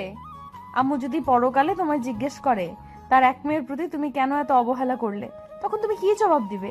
উত্তর দাও আব্বু। তোর শরীর খারাপ, তুই বিশ্রাম নে। আর কতদিন এইভাবে তুমি পালিয়ে বেড়াবে বাবা? এবার সময় হয়ে গেছে তোমার সাথে তার মুখোমুখি হওয়ার। আমাকে এড়িয়ে যেতে পারলেও সে যখন তোমাকে প্রশ্ন করবে তখন তুমি কিভাবে তাকে এড়িয়ে যাবে সেটা দেখবো। এদিকে সামিয়া প্রবেশ করলো চৌধুরীর বাড়িতে। এই বাড়িতে প্রবেশ করা মাত্রই কেমন আপন আপন অনুভূতি হতে লাগলো। এটাই যে তার নিজের বাড়ি, যেখানে তার বাবা আর বোন রয়েছে। সামিহা ড্রয়িং রুমে উপস্থিত হতে সীমার সম্মুখীন হয়। সীমাও সামিহাকে দেখতে পায়। দুই বোন একে অপরকে দেখে চিনতে পারে। আবেগ আপ্লুত হয়ে জড়িয়ে ধরে একে অপরকে। সীমা সামিয়াকে জড়িয়ে ধরে বলল, ধন্যবাদ বোন, তুই আমাকে একবার না দুইবার বাঁচিয়েছিস।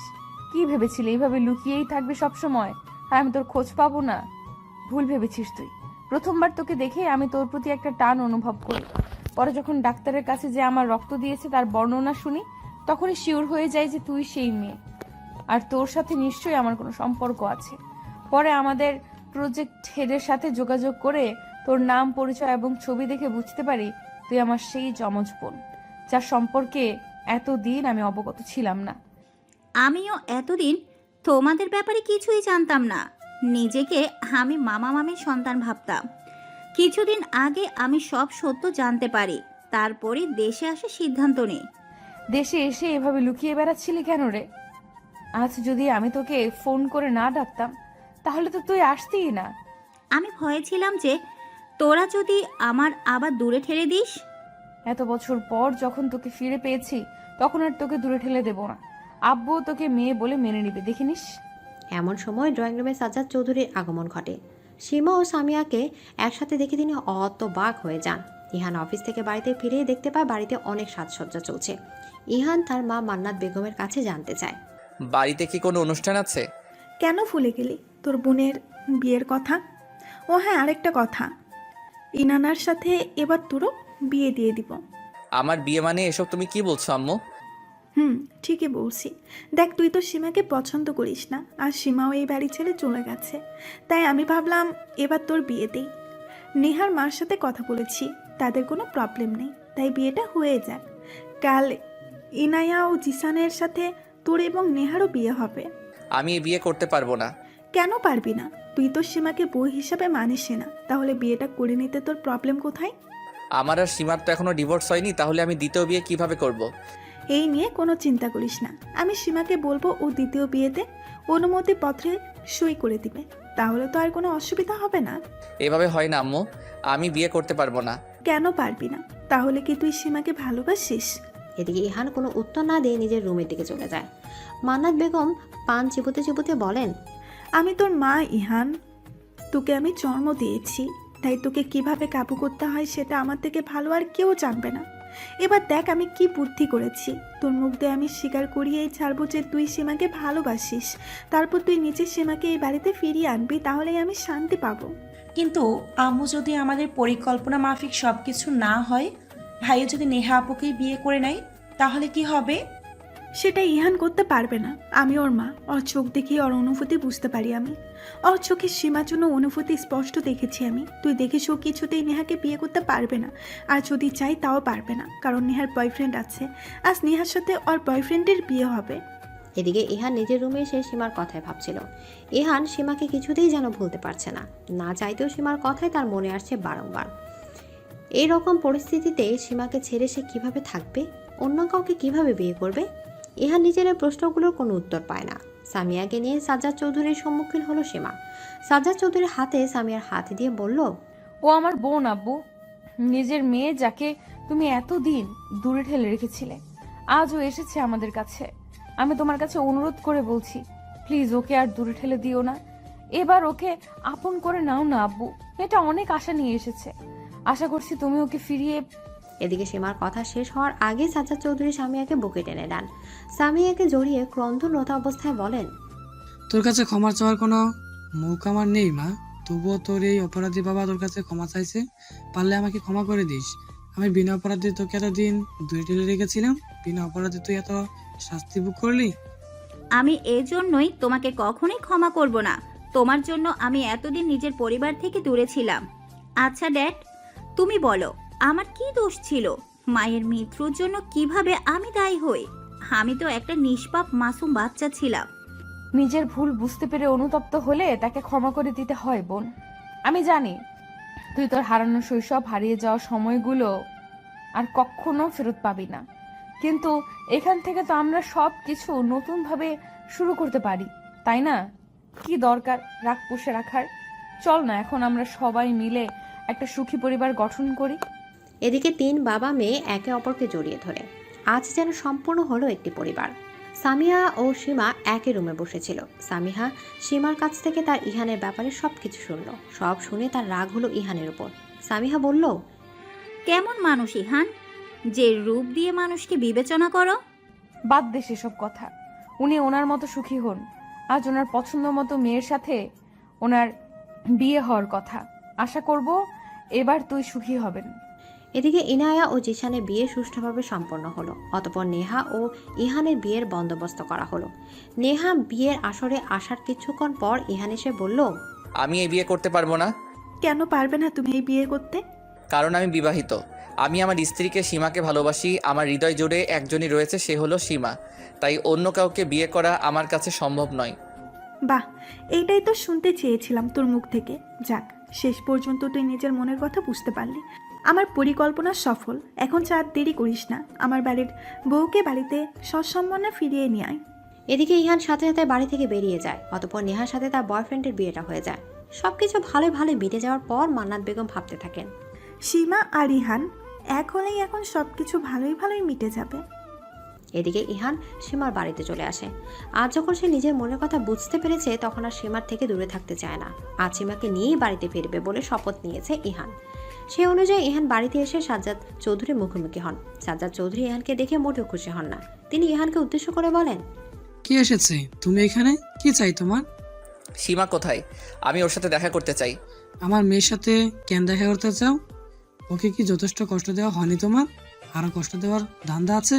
ভালোই ভালোই বলছি, এখান থেকে চলে যাও, না হলে আমার থেকে খারাপ আর কেউ হবে না। প্লিজ এভাবে বলবেন না, আমার সীমার সাথে দেখা করা অনেক বেশি প্রয়োজন। এদিকে সাজ্জাদ চৌধুরী ইহানকে কিছুতেই মত দেন না। এমন সময় সামিহার আগমন ঘটে সেখানে। সামিহা সাজ্জাদ চৌধুরীকে জিজ্ঞেস করে, কে এসেছে ড্যাড? এদিকে ইহান সামিয়ার দিকে তাকিয়ে অবাক হয়ে যায়, কারণ তার চেহারা একদম সীমার মতো, কিন্তু গায়ের রংটা ফর্সা। ইহান সামিহার দিকে তাকিয়েছিল। সামিহা বেশ লজ্জিত বোধ করে বলে, আমার দিকে এভাবে কি দেখছেন? কে আপনি? আপনার সাথে সীমার চেহারার এত মিল কেন? আমি সামিহা সীমার যমজ বোন। এদিকে ইহান এতক্ষণে ব্যাপারটা বুঝতে পারে। এর মধ্যে সীমারও আগমন ঘটে। সীমা এসে ইহানকে দেখে মোটেও কিছু হয় না। সীমা বলে, আপনি কেন এসেছেন এখানে? আপনার তো আজ বিয়ের হওয়ার কথা। যান আপনার বউয়ের কাছে যান। আমার বউয়ের কাছেই তো এসেছি, তুমি তো আমার একমাত্র বউ। আমি জানি না আপনার উদ্দেশ্য কি। আপনি কি চান স্পষ্ট করে বলুন। তুমি আমার সাথে ফিরে চলো, আমরা সব কিছু ভুলে আবার নতুনভাবে শুরু করব। আমাকে কি আপনি পুতুল ভেবেছেন নাকি? যখন ইচ্ছে যেভাবে ইচ্ছে আমাকে নিয়ে খেলবেন? আমার কাছে সবার আগে আমার আত্মসম্মান। আপনি আমাকে যে অপমান করেছেন সেটা আমি এত সহজে ভুলবো না। আর আপনার কাছে ফেরত তো কোনো প্রশ্নেই ওঠে না। এদিকে ইহানের শত অনুরোধ করার পরেও সীমা নিজের সিদ্ধান্ত থেকে চুল পরিমাণ বিচ্যুত হয় না। সীমা স্পষ্ট জানিয়ে দিয়েছে সে ইহানের কাছে ফিরতে চায় না। ইহান এক পর্যায়ে সীমাকে বলে, আমি নিজের ভুল বোঝার পরেও তুমি আমায় ক্ষমা করলে না, কিন্তু আমি তোমাকে কিভাবে বোঝাবো যে আমার পুরো হৃদয় জুড়ে তুমি আছো, শুধু তুমি। আমি তোমাকে নিজের করেই নিব। তোমাকে আমার কাছে ফিরতেই হবে।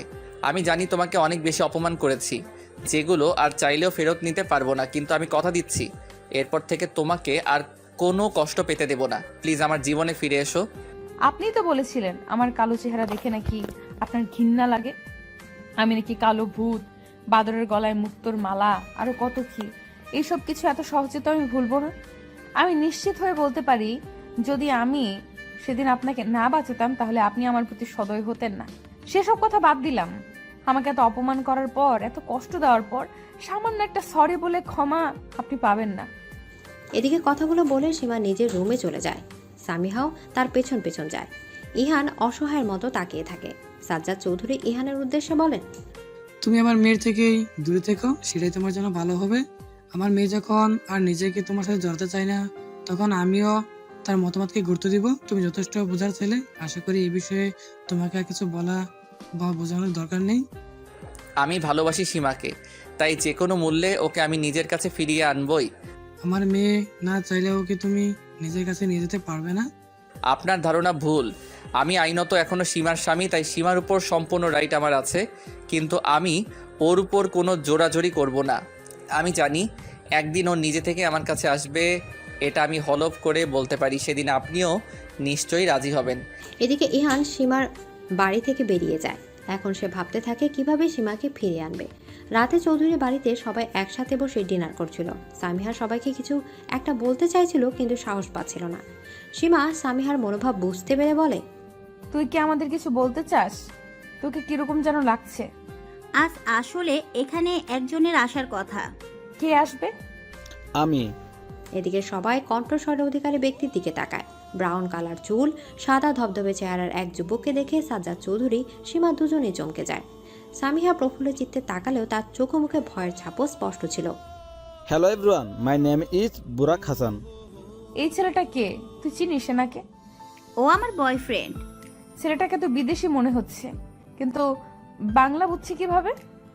ওর মা একজন ব্রিটিশ, কিন্তু বাবা বাংলাদেশি। আমাদের অনেক বছরের রিলেশন। বিদেশে আমাদের সম্পর্কের কথা সবাই জানে। আমাদের এঙ্গেজমেন্টও হয়ে গেছে, বাট তখন তো আর আমি আমার আসল ফ্যামিলি সম্পর্কে জানতাম না। এখন যখন জেনে গেছি, তখন তোমরা যদি রাজি থাকো তাহলে আমরা বিয়ে করব। তুমি যখন রাজি, তখন আমার আর কিসের মতামত? এমনিও আমি বাবা হিসেবে কোনো দায়িত্ব পালন করতে পারিনি, তাই এখন তোমার জীবনের এত গুরুত্বপূর্ণ সিদ্ধান্তে নিজের মতামত কিভাবে দিই? তুমি না বললেও এই বিয়ে করব না ড্যাড। হোয়াট? তোমার জন্য আমি এত দূর এলাম and you say you can't marry me? It's not fair. এদিকে সামিহা উঠে এসে বুরাকের মাথায় গাঁটটি দিয়ে বলে, তুমি কম কথা বলো। আমার ড্যাড যা বলবে তাই হবে। Please my dear future father in law, আপনি এই বিয়েতে নিজের মত দিন। আমি চাই এই বিয়েটা হোক। এদিকে সাজ্জাদ চৌধুরীর কথায় সবাই খুশিতে মেতে ওঠে। এদিকে সময় কারোর জন্য অপেক্ষা করে না। দেখতে দেখতে অতিবাহিত হয়ে গেছে 2টি মাস। আর মাত্র একদিন পরে সামিহা ও বুরাকের বিয়ে। বিয়ের প্রায় সব আয়োজন সমাপ্ত, এখন শুধু বিয়ে হওয়াটাই বাকি আছে। আজ শেষবারের মতো রাতে একসাথে শুয়ে আছে সীমা ও সামিহা। সামিহা ও সীমা বিভিন্ন বিষয় নিয়ে আলোচনা করছিল। এক পর্যায়ে সামিহা হঠাৎ বলে ওঠে, তুমি ইহানের ব্যাপারে কিছু ভেবেছিস? এই ব্যাপারে আর ভাবার মতো কিছু নেই। যা ভাবার আমার ভাবা হয়ে গেছে। ছেলেটাকে কি একটা সুযোগ দেওয়া যায় না? এই 2 মাসে তো কম চেষ্টা করেনি সে তোকে নিজের কাছে ফিরিয়ে পাবার। তুই বারবার ওকে ফিরিয়ে দিয়েছিস, তবুও সে নিজের মান সম্মানের তোয়াক্কা না করে তোর কাছে এসেছে। তোর তো উচিত একটু হলেও গলে যাওয়া। আমার মনে যে ক্ষত তৈরি হয়েছে তার উপশম এইভাবে সম্ভব নয়। আচ্ছা, যখন আমি আব্বুর উপর রাগ করেছিলাম, তখন তুই তো বলেছিলি কেউ তার ভুল বুঝে যদি আমাদের ক্ষমা চায়, তাহলে তাকে ক্ষমা করে দেওয়া উচিত। তাহলে আব্বু আমার সাথে যা করেছিল সেটা নিশ্চয়ই ইহানের থেকে বড় নয়। আব্বু আমাকে নিজের থেকে দূরে রেখেছিল, নিজের পরিবার থেকেও। তবুও আমি যখন তাকে এক কথায় ক্ষমা করে দিতে পেরেছি, তাহলে তুই কেন পারবি না? বলতে পারিস ইহান তো সেই তুলনায় তোর সাথে খারাপ কিছু করেনি। হ্যাঁ, তোর গায়ের রং নিয়ে অনেক কথা শুনিয়েছে, কিন্তু একবার তুই ইহানের জায়গায় নিজেকে বসিয়ে দেখ। সবাই তো নিজের জীবন সম্পর্কে একটা প্রত্যাশা আছে, তারও নিশ্চয় ছিল। সেখানে তার বাবা হুট করে এভাবে বিয়ে দিয়ে দিল, তাহলে তার একটু রাগ করাই স্বাভাবিক। তাই সে প্রথম একটু রাগ করেছিল, কিন্তু যখন নিজের ভুল বুঝতে পারলো, সে তো এখন তোকে ভালোবাসে।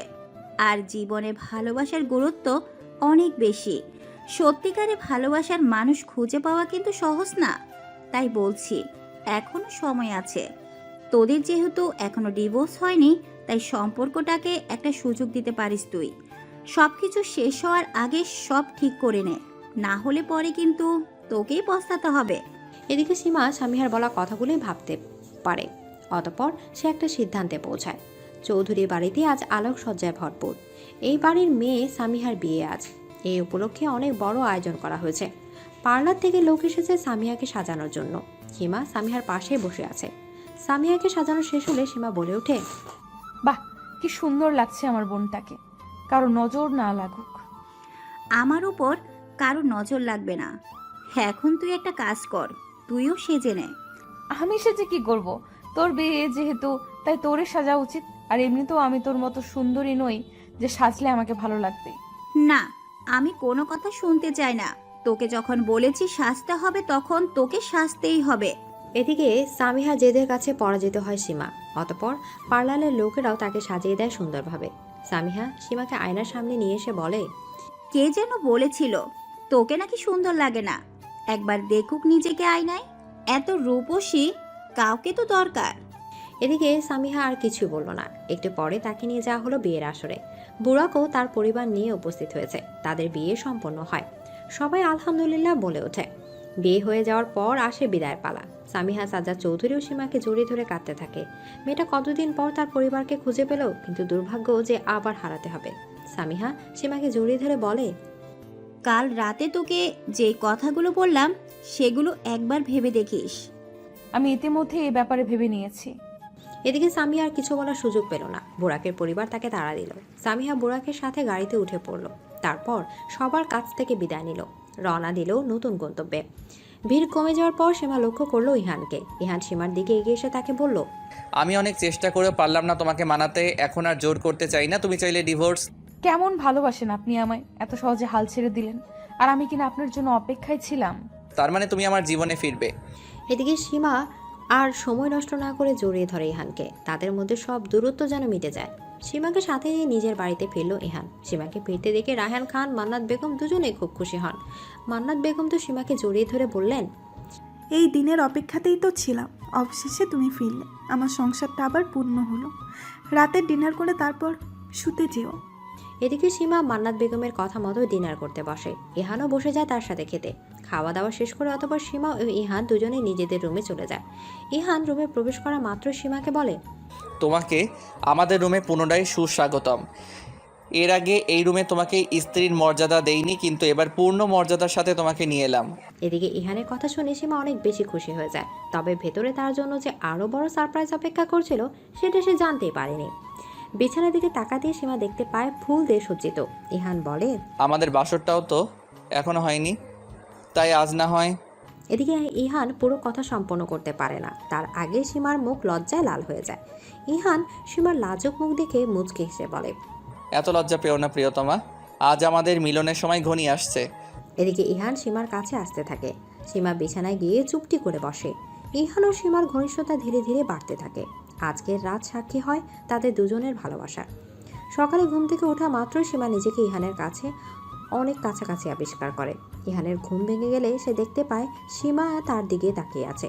ইহান সীমাকে বলে, তোমার স্থান আমার বুকে রয়েছে। জানো, আগে আমার কাছে সৌন্দর্যের সংজ্ঞা ছিল যে ফর্সা হলেই সুন্দর, কিন্তু তোমাকে ভালোবাসার পর আমি বুঝতে পেরেছি আসল সৌন্দর্যকে মানুষের মনে রয়েছে। কারণ ভালোবাসা যে হৃদয় গঠিত ব্যাপার। আর আজ দেখো, আমার হৃদয় জুড়ে তুমি।